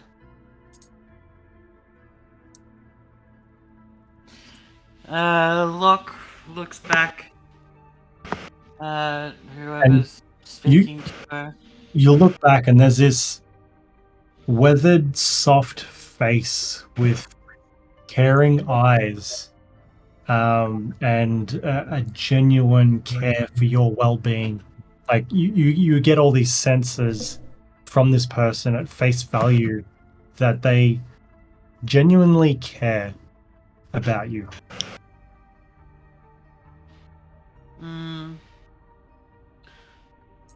Lokk just is caught off guard by that. Drops to her knees and just says, "They killed her." Who, dearie? Who did they kill? She's kneeling down at this point to be eye level with you. Lokk doesn't reply. She just sort of sits there quietly.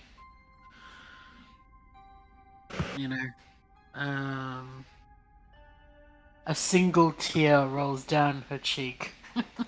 A She single tear? That's all Drongo is worth! It's thematic. It works. She tries to embrace you with a hug if you let her. Like she gives you a open arm gesture.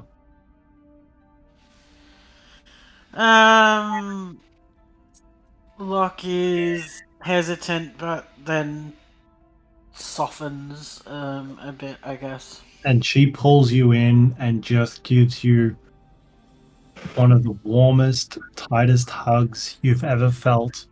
Well, that you've felt in a very, very long time. You can't remember being held like this for as long as you can remember.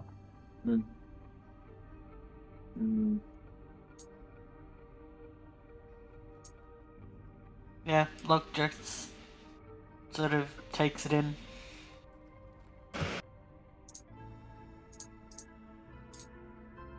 Yeah, hearing Lokk's yells suddenly just turn to silence. Sorry, like dim down and then go to silence, just hearing the echoes down the hallway. Dr. Croaker kind of just sits for a sec and then kind of inflates his neck for a sec and just kind of whines out one long like morning whine. As he just sits there, kind of just saddened by it all circumstance. Sorry, the cat's yelling. That was the reaction, actually. Bobby's upset about this as well. As the commotion seems to die down with Lokk, and all the yelling and screaming seems to subside, the rest of the people sort of start making their way, defeated looks on their face, and they just make their way to bedding and lie down, and stop paying as much interest as they did before. Have we been stripped of our gear? You guys look down to find that your backpacks and all your weapons, all your items are missing. Good. I was actually going to be kind of pissed off if they like had it all. I'm like, why would they keep us with all our gear? Please, come on. Anyway. What about my cloak? You've been. It was a lot of effort to get that cloak off you. They didn't know that it had a magical aura. You're still wearing your cloak. Because you had your hands. They bound up your hands as you were. They didn't strip you of Clothes. Yes, but they did of your weapons. Yeah. Such. That's fine. I'm a monk. I don't need no weapons. Already persons. Myself, not so good. Flip. -1 to damage.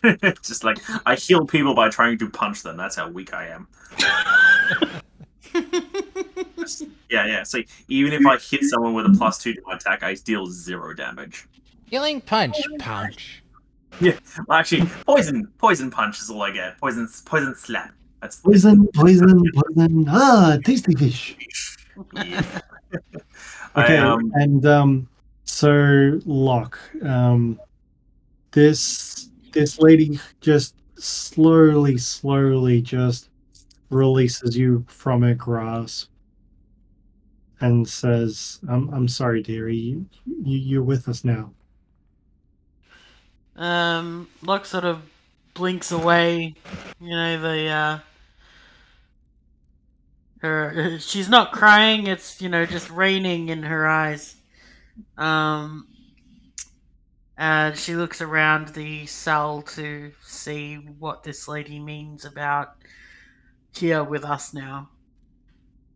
So you see chains and manacles along the walls. You see poor bedding. It's just straw, really. There's nothing to it. Some of the commoners have sort of just gathered. Do you want to give me a perception check, please?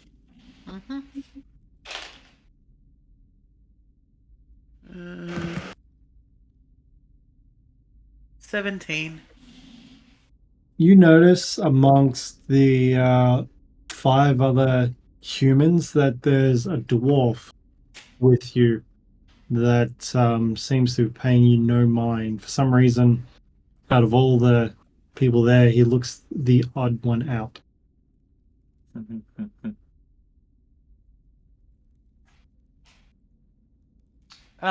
Would like to speak to him. Okay. By the way, move your character to sort of immersively play what's going on here. How are you addressing this character? Oops, wrong way.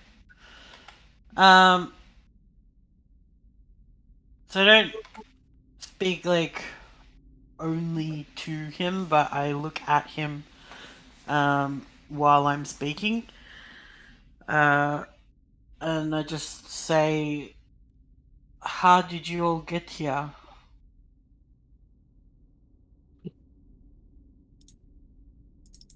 And this commoner, he just sort of lays there looking up at the ceiling, and the commoner turns to you and says, "Yeah, I was captured, bloody brought here, and well, I can't even remember how long I've been here. It's been too bloody long."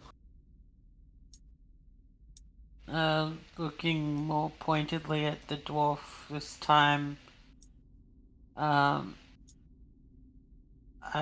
just say, I saw markings that tell me this is a place of your people.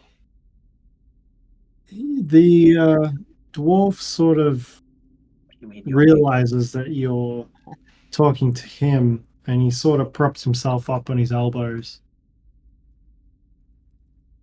And he says, "Aye,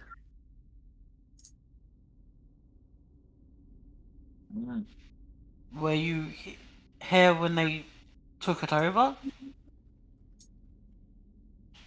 He sits up and sort of hangs his head a little bit and then meets your eyes and says, "No, lass. We're ambushed by these fuckers. I was on part of a delegation down from Mirba, down south towards Beliard. And, yeah, these earth scum cultists slayed most of our, if not all our guards. They took all our belongings. It's a fucking mess, and now we're down here and we're working the caves, and night and day we go out and we dig. We all just fucking dig." We know about that. Guy, you're not part of this conversation. I just want to say you're in a No, separate. I mean, like, we were all told this, Yeah, get back in your cell. like, out of character. Just trying to remind people. Back in the tavern, Yes. I think Abducted. Lokk wrestled or arm wrestled one of the guards for this convoy that this guy's Yeah. talking about. Yeah.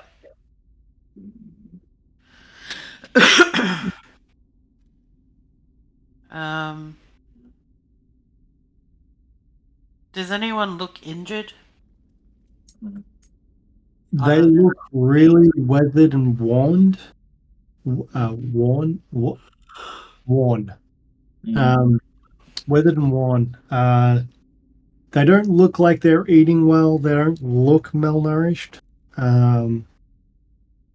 As hydrated as one can be, but that's as much as you can tell. Okay.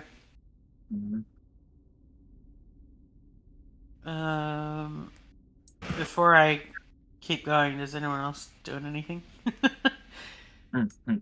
Plugging the light. This one. Yeah. I'll look to David in this case, and just like after kind of like composing yourself a little bit. So you've been down here a long time, it seems. I lost track of time. Yeah. Unfortunately, we only found out about you guys not long ago.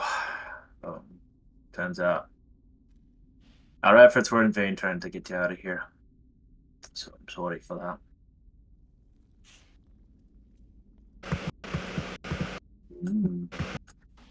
I begin like looking around the dungeon room itself to see if there's like any like sneaky little crevices that a Grung might be able to squeeze through. Give me an investigation check, please. Investigations 15. This place seems to be a cave. Mhm. It's really old and worn. You don't see any way to squeeze your way out of this cage. Mhm. I head over to the gate itself and to see how it like functions. It's a lift and fall gate, is it? Give me a perception check, please. Perception. Probably pretty good. 18. So you don't see any visible locks on this gate.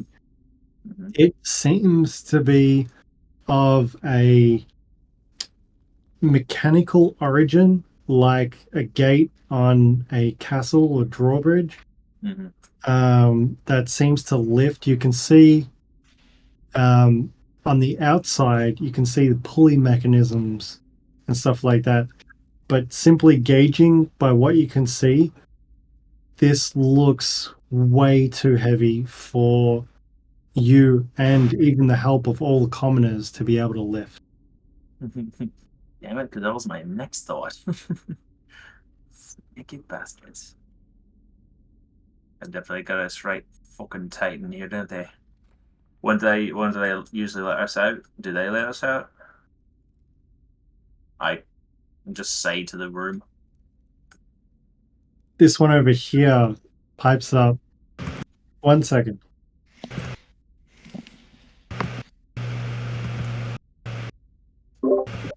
No, we can't, like, it's a bit fucked. They don't let us out, too often. Mm-hmm.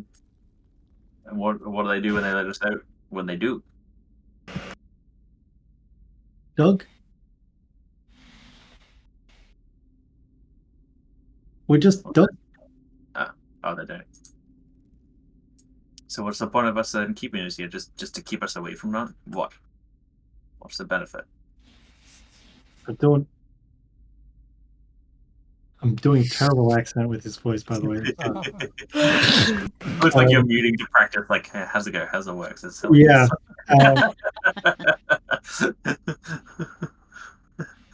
I mean, we've been down here for a long time, but I mean, it's just to dig. What are they digging for? Are they finding something, looking for something in particular, or are they just making tunnels? Found no minerals, nothing. It's like God left this place a long time ago. It sounds very familiar. That's from something, isn't it? Cartoon movie, yes. Yeah, which one is it? It sounds very familiar. I'll have to get back to that one. Jeez. How often do they bring more people in here? Is it infrequent? What?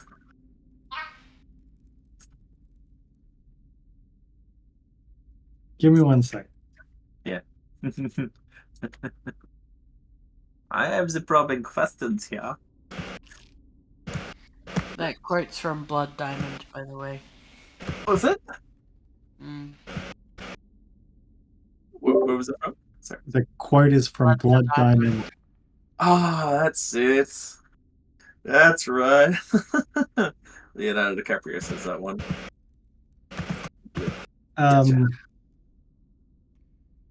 I mean, they come in all the time, and sometimes can be days, sometimes can be weeks.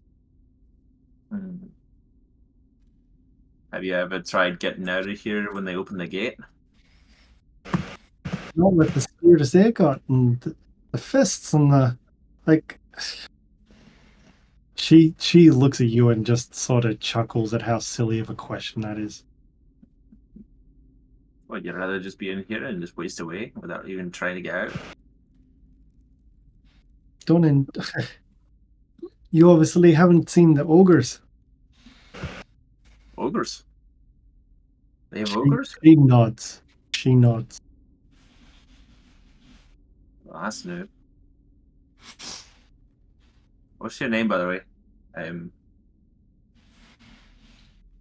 Hilta. Hilta. What? Make sure you remember the names. As I'm Dr. Croaker. Does Lokk hear this? Give me a perception check, please. Look at your DC 12. Is this from the pit fighting? Is this someone you know? It's a 9. You hear muffled, like you hear conversations. You're not paying too much time to it. You're more interested. Hilta, you say? Nice to meet you, Hilta. I don't. You're more interested in the conversation you're having with the dwarf in front of you. Wow. Is it okay. Stand for a combo? By the way, it's like great names for these characters. I'm just renaming them so I remember as well. It's all on record. Mm-hmm. All right, Will, what are you doing? I was gonna just look at the gate and see if there was a way through. Give me a out, please.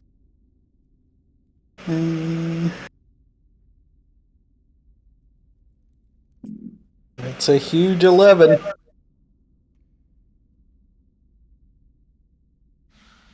You get the same information that Dr. Croaker had, but less of it. Yeah. Same but less. Well done. Then I think I'm just gonna walk back here, sit down again with my back against the wall, and stare at the gate, and try and like recuperate, and rest. I'm not gonna talk to anyone. I don't want to talk to anyone. They don't talk to you either. They pay you no mind. What's happening with Lokk? Yeah.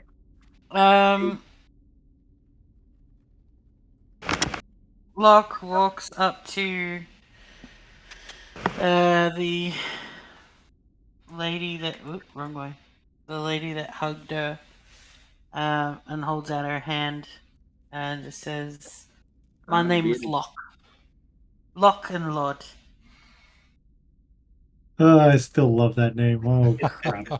I like how this lady has like a nice, lovely beard. It's beautiful, majestic. She responds in kind, and she says, "The name's Annan."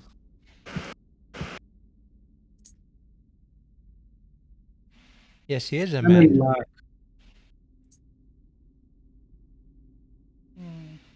If you press tab, I'm writing names down, so if you miss them verbally, you can read them.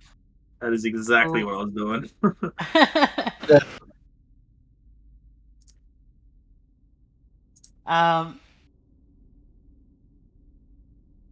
Yeah, Lokk just sort of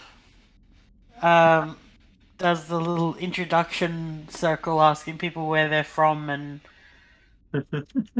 stuff like that, while she's trying to figure out how to get out of here. So you're engaged in conversation with Annan. Dr. Croaker, what are you up to? Do I know there's a? So you mentioned there was a mechanism on the other side of the gate. Is that correct? Yes. Like the outside, like down here somewhere. What are either side? It's somewhere. It's a little bit further away, maybe around here. It's outside of arm's reach. But it's just the gate mechanics. Yeah. Would I? Is there a check I can have to see if I were to like reach it or anything, or a way to reach it? Would we be able to open the gate if we were able to interact with that? Your perception check, you know that it'd be futile. Well, that's a shame, isn't it? And Hilta pipes up to you. She sees you looking at the gate and the mechanism. She's like, "Fucking trade. Don't. Yeah, no. It's hopeless." It's only hopeless if you give up. She looks at you. She wants to go in for a pat, and she's like, "You have a good heart." Thank you. That's actually the first time anyone said that. She gives you a look. She's like, "I know it."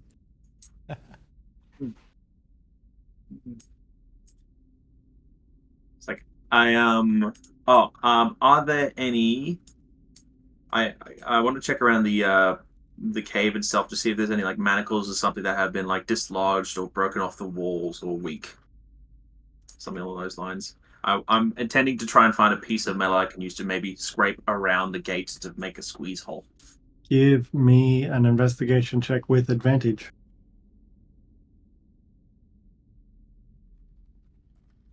Bump that one. All right, that one's a 12.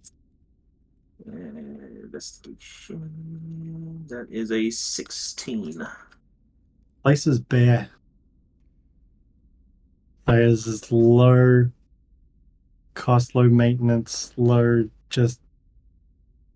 You see dust, you see dirt, you see rock, you see all sorts of earthen material. You don't see any metal. So Even this bad boy here. That It I used. bolted to the ground. It's chain. Yep. You can attempt to pull it up out of the ground. I look over to the chain. It's that like anchor point. I look to Hilda and go, if we maybe get a piece of this metal or break it off or something like that, maybe we're able to shave our way through a crevice or something. I can get through that wall, or one of us could get through that like a little hole in the wall, and maybe open up a mechanism or something. Because I'm not going to sit around here waiting to see what the hell they're going to do to us. She's like, dear, so many attempts. The only way in and out is the lever, and that's way down the hole. Well, yeah, if I squeeze through the gate, I can get to the lever, can't I? She looks around and at the other commoners and says, anyone want to give this lad a hand? Maybe David? Check with David. David, you ever give me a hand? Maybe pull this or break this off? He's like, come on. And he actually gets the help of 2 more commoners around. I can't move them. Anyway. Give me a strength check with advantage. Can I ask David to lead the way on this?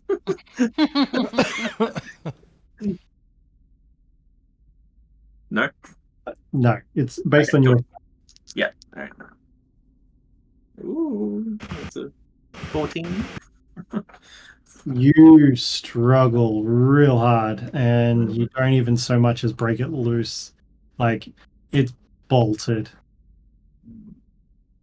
So strength checks is not. Yeah, it's just strength -1. My strength's so weak. So weak. I mean, so weak. So weak. Oh, wait. No, So good la. Oh, good lad. What's to say? It's just like, well, maybe this one, not this one. I'm going to keep looking around. Thank you anyway, David. And you too. He gives you a shrug and is like, yeah, we tried. Sorry. It's better than nothing. I go back to the gate again and just have a look at the wear and tear of where the gate lifts and falls to see if there's been any like abrasions and scratches or cracks within the stone from the force of it coming up and down. You find no such implications with the gate. All right, then I look up in the ceiling if there's like any vent holes or something like that. It's just rock. All right, it's just smooth. Well, it's not smooth, but it's just rock. It's having a cave. You feel that when you were dragged down, that you're still within the monastery. Do I learn the names of any of the other people in my cell? What else are you saying to the dwarf? Are you speaking to him? Are you? I can list up names and stuff like that and give you as much filler as you'd like. I've spoken to the lady that gave me a hug. I'll speak to the dwarf next and ask his name and what dwarven clan he's from, and ask if he. Okay. So he introduced himself. Hey, name's Brildentha. My clan's from Mirabar, but I'm more of a sage myself, not really a warrior. I mean, the fucking bandits, they captured another one of our delegates. They're staying on Norvale. And, I mean, I don't know. I don't think they were taken here. They may be taken for something else. I had a bunch of books. They were... all our belongings were pilfered. Absolute... I can just see the look on faces. Bodies fell. And we fucking end up in this fucking shithole. They're,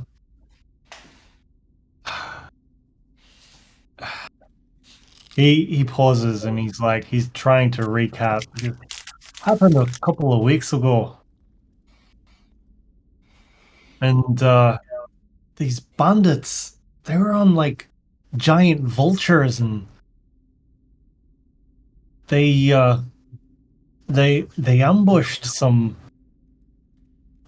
other like of these earth cultists somewhere in the Somber Hills.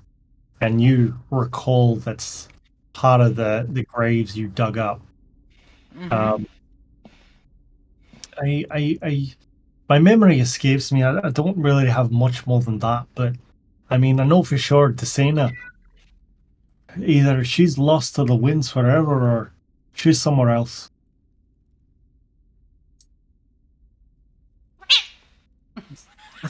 What the hell was that? She's really mad because I'm not cuddling her.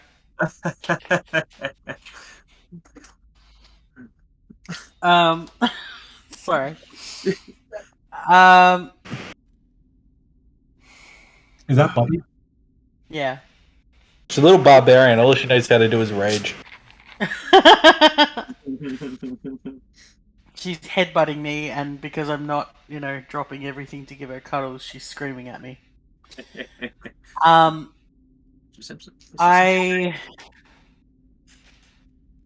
I look over to the gate, and just try and see if there's any like weaknesses or anything. Give me a perception check. 19. You looking at the gates, and then you look across to Dr. Croaker's pen, and then you notice someone that you haven't seen in years. And you recognize Hilta.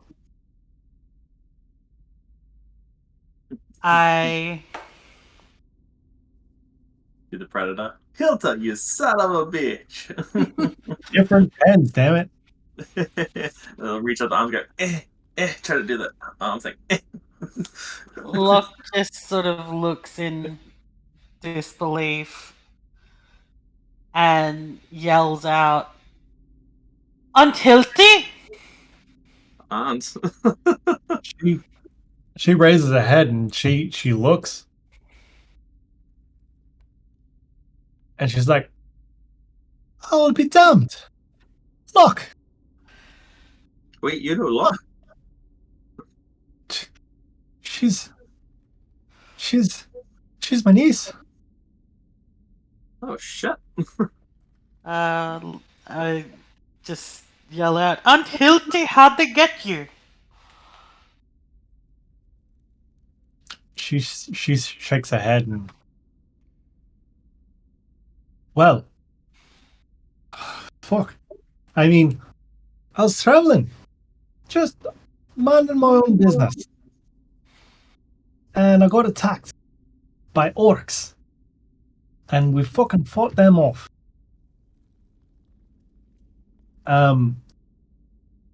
But then, when that battle was over, we were ambushed by these earth cult fuckers. I'm doing a terrible accent, terrible South. No, this is great. Don't doubt yourself. Dude. Nothing says Hilta Steel is South African.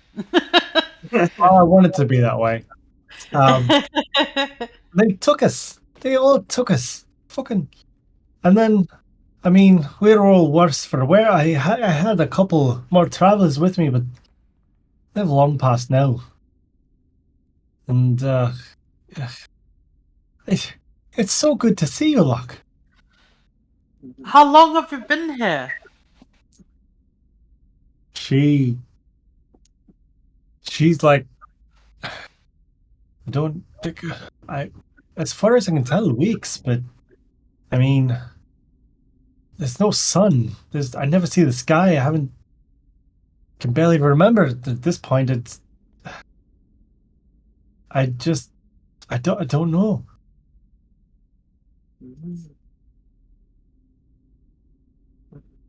Oh, she's a pretty good one, that Lokk. She's done pretty well to get here. How, Although the how'd circumstances you haven't get been. here? How'd you get here? How do you know Lokk? He looks at Dr. Croaker. Well, she was technically my first patient. Lokk laughs from across the dungeon. Yeah, I found her in a heap once and patched her up, sent her on her way. And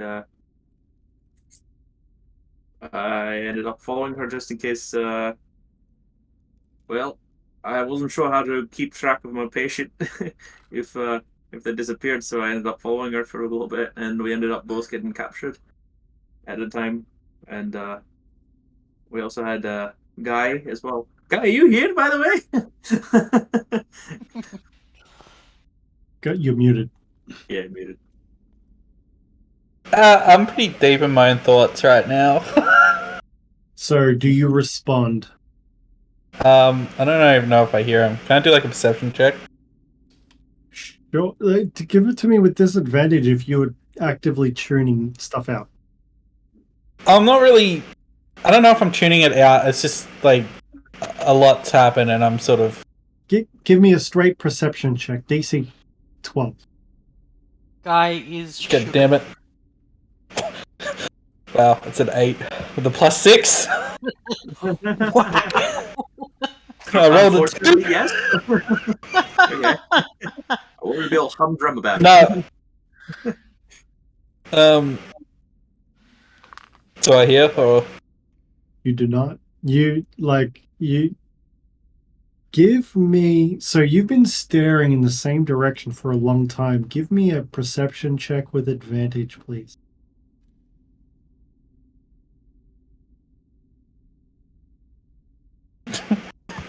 $24.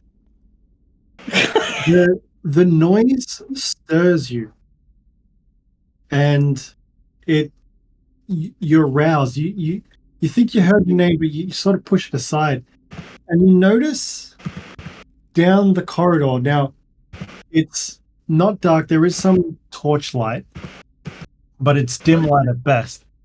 And you see down the hallway some levers, and you see 4 of them. And from what you can tell, there's 4 gates that you can see in 4 levers, and you assume with that perception check that those levers operate each one of the gates. Okay. And then you come to, and you realize your name was called. I'll move up. I'll move up to the gate. And just be like, yeah, I'm here. Is Lokk here? Is that you, Guy? Yeah. I see something down the end. Do you have your little spider? Oh, construct. Do I have my construct? Good question. What is the mechanics behind that construct? I'm wondering if it's something like she could just Appear like and just- materialize, because like So I once per long rest or if I expend a spell slot to do so, I can take an action to magically create a small or tiny eldritch cannon within 5 feet of me. Go for it. Alright, Or just I as a- can't make any more after this one, so Good count. I will create the Force Ballista cannon.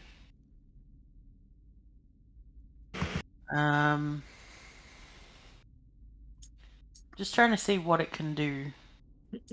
I see it appear and go, damn, that's bloody nifty, isn't it? I kind of want to guide Lokk to guide it towards the levers and see if it can do something with it. Manipulate it. Blast So it. Cannon can walk or climb up to 15 feet, as well as whatever attack it can do.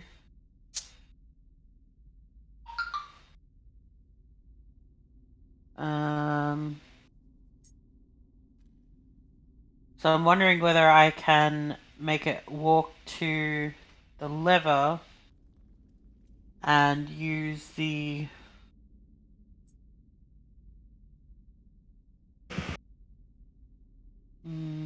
Force Ballista to try and push the lever.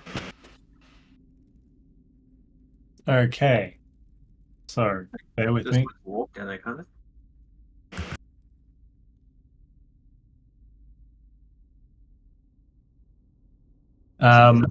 So the Force Ballista starts making its way down. Make it away.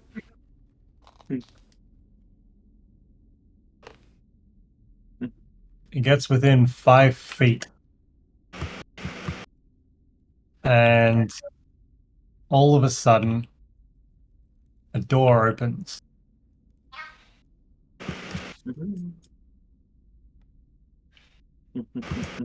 Suspicious character. Anyway. Oh, shut me! And around the corner come two Stealth! Stealth! rogues.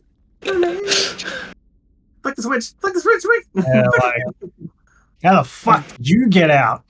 And they come down both at the same time, heavy, really heavy, and they smash your construct to bits. What do they roll? This is thematic. This is a skittery tiny little thing that has an AC of 18 and 30 HP. What do they roll? Okay. We want to do it that way, huh? This thing can climb walls. Yeah. You ain't going down that easy. It's got a flamethrower and a force cannon. It's a skitter tank, mate. All right, I gotta bring it up. 1 sec. We're here to fight. We're not here to just roll over. No. They stomped on it and they're like, ha ha ha. And they lifted their foot and like, oh shit. This guy's like, come on, ambulance! Not for me.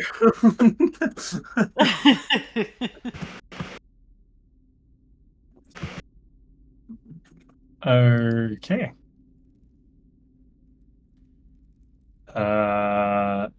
Let me do that.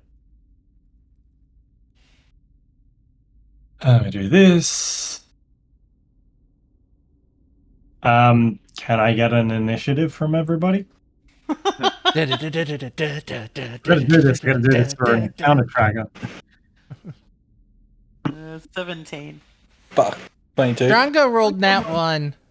Oh. Sorry. 21.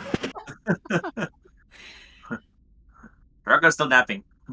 Sorry, Luck, what did you roll? 17? 17. Dr. Croaker? 21. Any chance we had a short rest in that time? Nope. Oh, good laugh. I tried. No one has to take a beating other than Lokk here. You tried and you failed. The lesson is never try. No.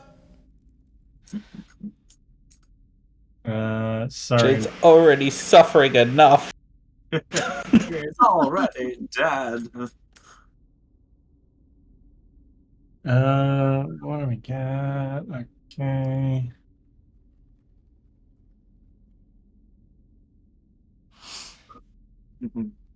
Okay.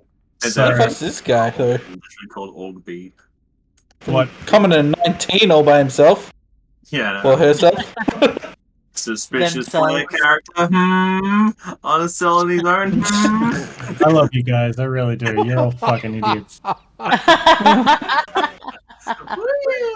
Okay, so the construct gets to this position, and they're gonna drop their great axe. And run. Oh, it's a spider. Scared of spiders. Okay, so I'm gonna say that so Lokk in turn order, your turn is before theirs. Yeah. And the construct was getting into place. Then it's their turn. They both took a couple of swings, and there was 2 hits. One was a 24, one was a 25. They both hit. And I mean, the other 2 swings missed, and they recalibrated, and they threw again. So one was a 15, the other was a 14 damage. The skittery little scamp skitters out the way. Okay, feel free to control how it is and what it does. It's just like.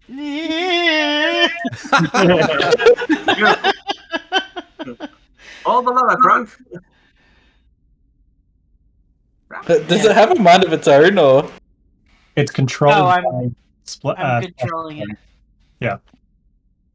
Oh, man, you're like on the brink of not being able to see it, huh? Well, I don't technically have to see it, but Oh, but she believes it. Oh, the leather! Just pull it! Whatever it is, pull it! You want to take these things? Oh, God! Yeah. I don't know what the lever does. Could be any one of our doors. Could be the one closest to it. Who knows? I heard great axes and multiple swings. I don't want a part of it. Oh, we don't have to leave. Guy will jump in a bit. Pull the lever, and we'll see what happens. Like, oh, cool. We'll just stay in our rooms. That's right. No one healed up, did they? Nah. Oh wow.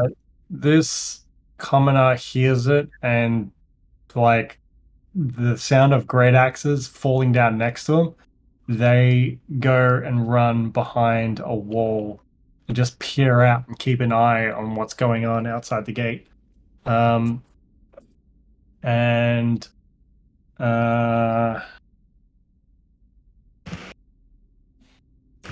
Sorry, I'm just getting my bearings because this threw me for a loop. D&D. No. It's like, I was meant to be dramatic and stuff, and now you guys are gonna fuck everything up again. Yay! More TPK. Woo!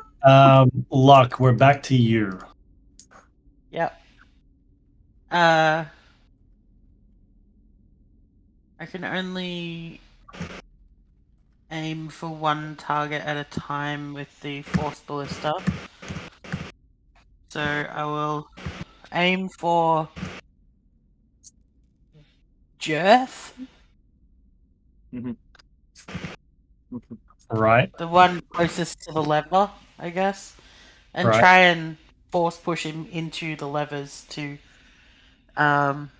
Trigger them. hit them. Yeah, trigger Where them. Jerth is standing, where the construct is located, it's gonna shoot him down the hole.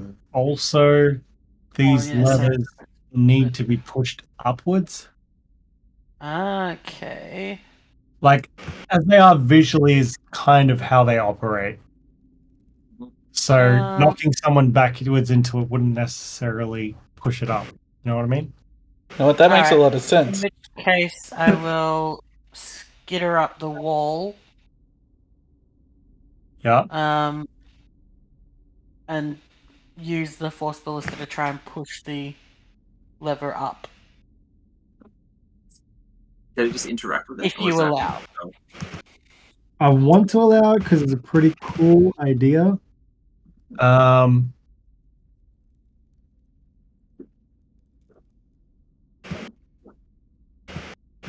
Yeah. Okay. I just haven't worked out which cage does what, which lever. I was looking for the long Sorry. forward. He's lost for a loop now. He doesn't know what's gonna I'll roll for it to make a ranged spell attack, and you can determine whether. DC, because this is difficult. Yeah. It's going to be a ranged spell attack. Well, hold on. It's a ranged attack, but it's point blank, isn't it? Yeah. Well, it's a tiny construct, and it's far enough away that it's more than 5. Oh no, it'd have to be more than You got to 5 get feet up the away. wall and face it and stuff like that. Yeah. It's a DC 18 at disadvantage. Fuck. Okay. Come on, +6. Bobby, get out of the way. Come on. She likes sitting in my dice tray. Alright. First one is a 20. Oof. Second one's an 18 +6. Whoa! Damn! You hit the first lever, and I'm doing them, and this one opens Oh, up. God damn it! I'm sorry, I'm coming a 19. Bye, Cam. Wait, what's going on? So one of the gates was opened, and coming in 19. Shit the pants. And then a rancor comes out. Is that your turn? So using the cannon is a bonus action, but I leave it up to you as to whether you want. You can have an action as well. Okay, cool. In which case, I will. So I know Guy and Dr. Croaker can't do anything because they don't have any ranged weapons. I'll cast Ray of Frost We suck. Go for it. on Jareth. Girth, the girth. That is a dirty 20. To hit. Sorry, what were you doing? Ray of Frost on Jerth? Yeah, so Roll damage. 1d8 cold. 4 cold damage. Or cold damage. And his speed is reduced by 10 feet until the start of my next turn. Roger. Okay. On Jerth's turn. Do I have this right? Oh, Yes. hang on. Sorry, it's 2d8. Roll I another. didn't realize. Get him. That's an extra 6 cold damage. Put him in a body bag. He lets out a huge roar that just echoes through all the chambers, and you see everybody sees fear in the eyes of everybody else. And he makes 2 attacks on your construct. Yeah. One is a 21 to hit, and then a 25 to hit. Okay. And Nothing but high 20s going on here. does Shit. a total of 19 damage. Woo! That's a spicy meatball. Alright. Construct's still up and kicking. Really? Damn. That did like 29 damage last turn. Yes. Yeah. Oh, really? Yes. Oh, It was like a okay, well one-hit. then, yeah, Construct's dead. Sorry Yeah. about that. Because, yeah, it rolled a 24 and a 25, and the damage was 15 followed by 14, Ah, okay. 12, and 7. I missed that. And he moves aggressively down the hallway. I Minus jump back. He can move to there, I want to go to here, back to my bed. and this guy hits the lever and closes the gate back down. Oh, nice one, Commoner 19. He runs into the room, and I'm going to say we're out of combat for now. We're back to narrative, unless anybody has anything else they really want to do. Nope, I'm staying in my bed right now, pretending to be like, what's going on? Right. Okay. Just to be sure. So they start.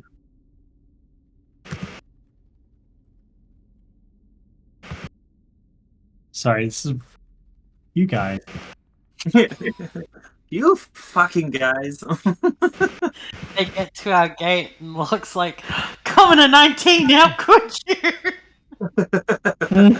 How could you try to escape this paradise? They run up. Commoner 19 is actually going to come here and is going to shoot a witch bolt Whoa! at Jess. Whoa! And Coming to Commoner 19! Where? Commoner 19 disappeared. Yeah, just vanished. He's in the corner. He probably can't be seen line of sight. Yeah. I don't know if you can tab hold it to see it. I don't know. Nah. Like, Anyway. it was there before, but now it's just vanished. Um, Line of sight thing. Maybe. So, you hear a verbal cry out from Commoner 19 as a witch bolt is shot. Ken, can you please tell us what your character is saying? Yay!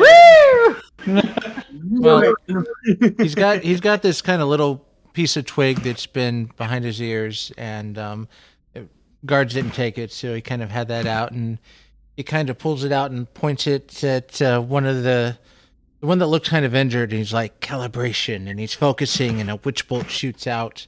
Does it hit? What's the attack roll? Actually, I'll do it here, just because. Oh, that's a 9. It goes wide over his shoulder. And we're back to Lokk.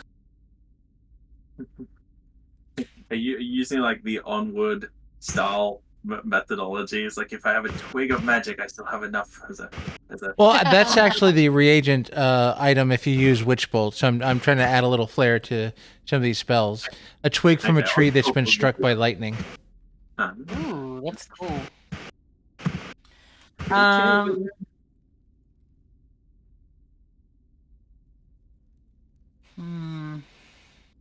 mean, we can go back to narratively at this point. Yeah. Okay. No one saw that happen. Well, guys watching.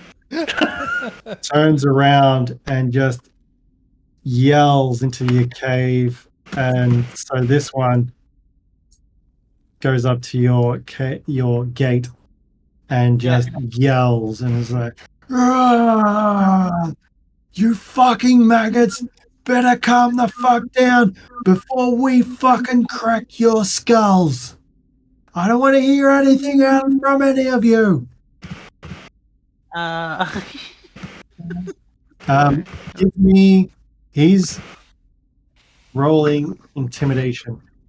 If you want to contest intimidation, roll a intimidation check, I guess, to Is contest. it Constitution or? Intimidation. Yeah, what's a check against intimidation? Is it persuasion or is it intimidation? Did it be like a wisdom saving throw?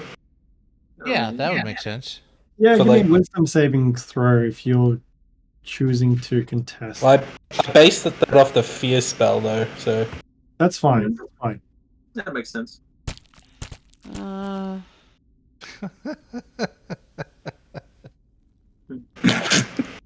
An 18.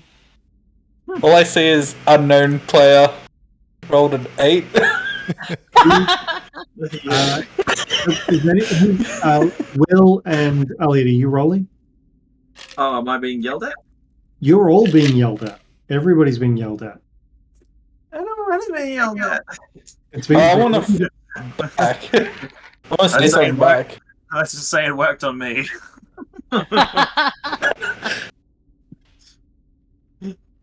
Will, I guess I don't say anything back. you failed. Lokk, you save. You're determined as ever. You stand face right up against the gate. Do you say anything? I spit to the side. That's why that would happen. Yeah, you better watch yourself. And they're going to make their way back out. And Commander 19 just sort of cowers behind as Jirth growls. Ah, can't write. Growls. And you hear a yell out, I better not hear any of you cunts making a fucking noise anymore. And he also makes his way out. Who's a cunt? I'm not a cunt. Who's gonna be? What dare he? Truth of the I matter. say. Okay, what's everybody doing? Punch the gate in frustration. Well, Dr. Croaker shut him up. Just gonna sit here for a little bit. Also, I'd like to point out that Hilda has a Spartan shield, but anyway. Just character. Again, there's only so many miniatures in this game. I don't know, I just like the fact that it's a Spartan shield. He's also got a warhammer, but whatever. And a book. Spartan shield's the thing is like, Lokk yells out towards where the witch bolt came from and just says, I appreciate the backup. How'd you open this thing? Do it again. Unfortunately, they've taken up my last spider toy. Can I reach it? I try to reach through the bars. You cannot reach it. Well, hello. hello. Are we allowed to talk? I don't know if we're allowed to talk back here. Yeah. Hasn't stopped What us are they from, like, gonna do? Yell at us some more? I can do without that. I can do without that. What's your name? It's Phil. Yeah, it's Phil. Call me Phil. That sounds right. Alright, Phil. Roll inside, I guess. Is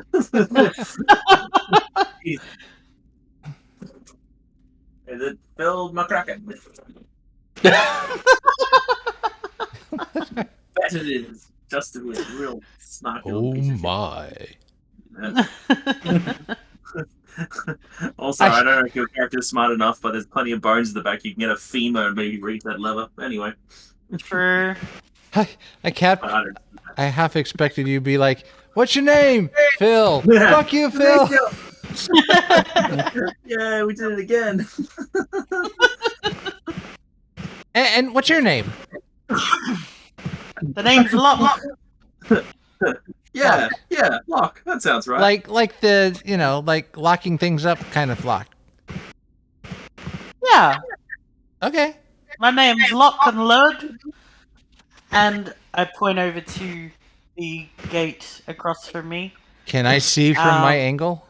No. Probably You not. can see Lokk, but that's all you can see. You can't make any heads or tails or whoever's in the other cells. Oh, And I just say, and that's my aunt Hilta Still, Hi, Aunt Hilta still. and my travel companion Dr. Croaker, and Guy Pierce.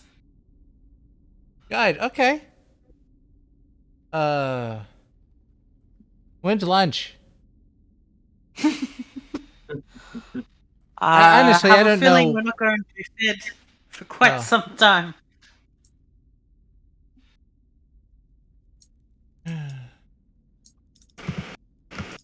I'm just looking around. I mean, I don't know how long I've been here or how much I remember being here.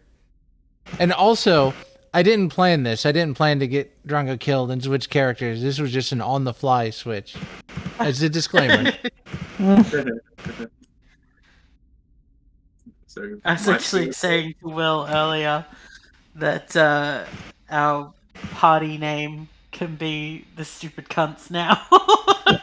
In memoriam of Drongo. Aww. Okay. I'm going to look at the lever and I'll go, rise. And I will cast dancing lights and they'll just swirl around the lever. They light up really well, and Guy, you can make real clear signal signs of what they look like, and that's about it. Cool. I've gone back to sit down again. It's not like they can throw a rock to get a good angle to lift it up. Nah. I can see that, Elliot.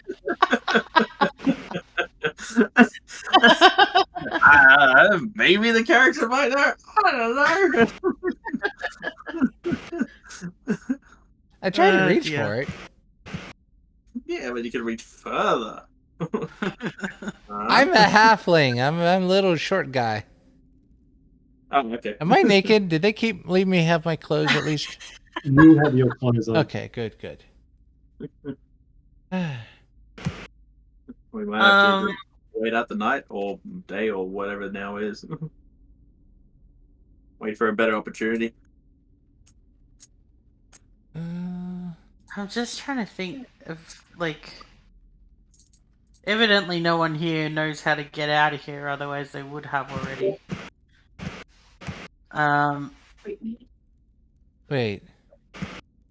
I'm a halfling, right? Well, can any of us short people try to fit through the bars? They are too tight for anybody to squeeze through. But I'm a halfling. That's okay. They are too tight for anybody to That's squeeze fair. That's fair. They're on purpose. Trust me, if I'm looking Are for- there any rats around? through. You have not seen any skittering creatures at all. Okay. Open sesame. Please open?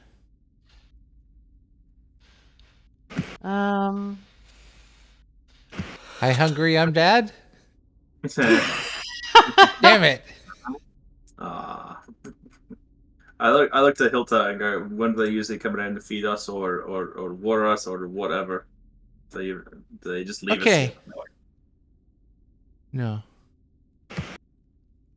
I'm asking Hilta this. On Tilty. Hilta. Yes, dear.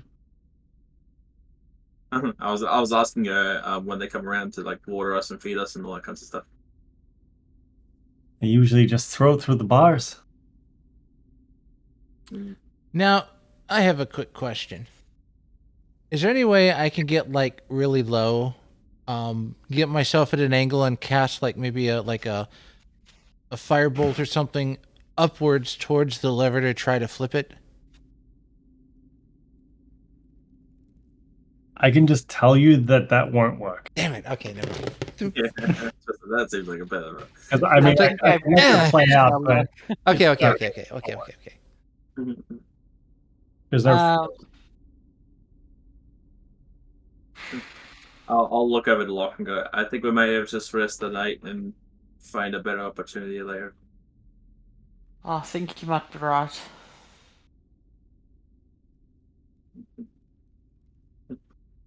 Mm. I think we gotta rest. Get our short/long rest done. Nah. Yeah, I'm gonna do that. I think Luck's plan, if, we need to get the guards in at any time, is to use minor illusion to make it sound like one of the gates had been lifted, and then ambush them, and Locke sort of discusses this with you, but agrees that for tonight we should rest. Mm-hmm. You'll rest the night. We've already lost enough. Right. And then fade to black. Finish it there for the day? So the party's resting? Yeah. Okay. I don't know. Mm-hmm. Long rest, probably not. I think I'm going to be awake the whole time. I'm gonna For rest real? until they wake us, I guess. Yeah, Well, do at least a short rest so you can roll hit die. Well, I'm sitting on the ground there at the foot of the bed, but Drongo just died.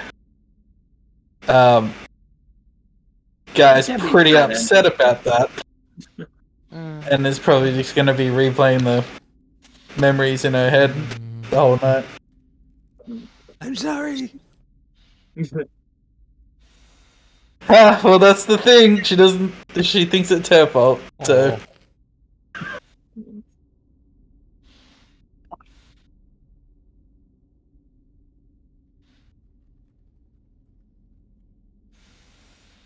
Sleep time. We go to sleep. Okay, so people are going to attempt a short or long rest. Long rest. Yeah, I'll attempt the long rest. Probably just a short rest. Short rest. Okay. So, you're not sure how long you've been resting for, but all of a sudden, several big fuckers Jeez. make their way The out. wicked giant's here too.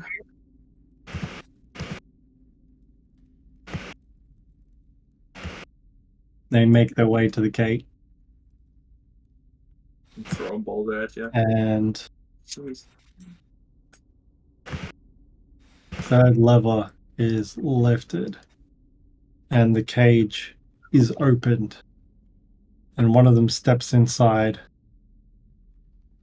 He's like, all right, you, pointing to three of the commoners, and they start to make their way out. They look super depressed and super sad. I'm gonna ask where are you taking them?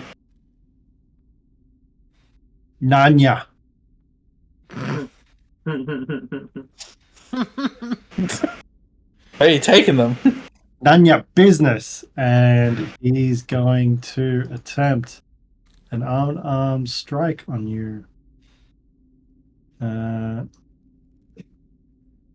That is a 21 to hit, That hits. and oops, Backhand. you take 5 bludgeoning damage. And for the sake of narrative, you get pushed back. And he just and makes his way out the door. And the lever goes down with the gate. I'm gonna call out to him. What's your name? Say it. Say it. He just Say my says, name. "Oh, fuck off." No, it's Ezekiel. Oh, come on. And then I'm just gonna say, all right, fuck off. You're first. Then I'm just gonna sit back down on the ground. If I could cast Vicious Mockery. Like, your name's fuck off, your mother must have been as happy to meet you as we are. Hey. He slams on the gate, Oh! and they You hear all from make the their way distance. On my gate? Or on... on your Uh, gate. Bruh. I'm gonna cast Ray Is that Frost. big thing also an orc, or is it something else? He makes a thump and then continues walking. He's out of sight before you get your Mm, I don't know how much longer you're gonna, or what you have planned, but I'm gonna stay close to the door in case I hear them coming again, because I have an idea. Okay. Are we cycling a rest? I am going to stop this session here. Good, because I think you're done. You guys had several hours. Guy, you can roll for a short rest if you so desire. Yeah. Well, you had 3 hours. So, but everybody else's long rest was interrupted. So you guys did not fulfill a long rest. So it's only been a short rest so far, and an extended long rest. You mean Sorry, extended short short rest. rest. Extended short rest. But yes, you didn't choose to do a short rest, so you don't get to roll short rest dice. That makes sense. But I do. That seems Guy, you specifically said you were doing short rest. You were staying awake doing short rest. Cool. I said so too, even though I didn't have any hit points to lose. I was just watching for the guards. Hello. You'd think resting for 3 hours would still count for something. Yeah, but there's a difference between being unconscious and trying to get a full sleep, because when you're woken up from that, you're groggy, and just relaxing and chilling and just recharging for an hour. Yeah, I have to side with Ken on that one. There's a Right, difference, man. Alright. but yeah. We get to rest after the guards have gone? This is just where we're going to stop. So there's going to be a chance to do short rest, long rest, whatever sort of stuff you want to do when we reconvene. So next session would have been, well, the 6th, but I'm away. And then after the 6th would have been the 20th, but Elliot is away.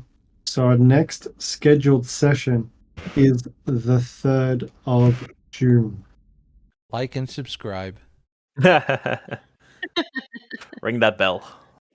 So I had a really good chat with Ken, and the unfortunate passing of Drongo. No! Yeah. I'm currently eating chocolate out of depression. No.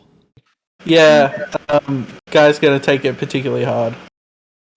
I was telling the guys before, if you think about the days in game leading up to this, Drongo has had her moment with each of us beforehand, Oh. and I'm like, no! Well, for Lokk in particular, after the fight with the fire cult, her and Drongo sort of sitting off to the side. Why people keep attack us? They don't understand. It's the same thing. Drongo not understand. Is Drongo a bad guy? Drongo is not bad. Other people, they just don't understand. Well, how we make them understand? We keep fighting. So stabbing help people understand? Well, not always, but it can help. How you learn metal stuff? I learned from my parents when I was little. Ah, They used to make toys and in their store, and I would watch them for hours, and now I can do it myself. fun to watch. Well, I'll make you something sometime, something special just for you. Aw. Drongo cunt, but Drongo fucking thank you. Drongo, we're both cunts. Aw. You know, those little tender moments, and Drongo doing the shadow boxing. I'm sorry, Will, I can see the grimace on your face. Yeah, I'm just gonna ask, like, are you doing okay? You seem a little tired. Drongo's like punching a tree. Left, right, left, right. Doing some practicing. But she's like just constantly hitting with right every time. Left, right. Yes, yes. Drongo sits down. Yeah, Drongo a little tired. Drongo practice a lot. Drongo think make fight better. Like Guy. Well, I'll have to show you some cool moves. I know there was a moment with Dr. Croaker, but I can't remember. So where are you from, Drongo? Drongo not remember. Drongo grow up outside, alone. Yeah. Same boat, yeah. Same thing for me too. Did you have a family or anything? Drongo not remember. And so we're very similar in that regard. You not have family either? Well, not quite. Grungs don't really have family per se, but I know I do have parents, but it's unlikely to ever know who they were. Well, now Drongo family. I guess so. Why not? Frog. Goblin! She giggles at that.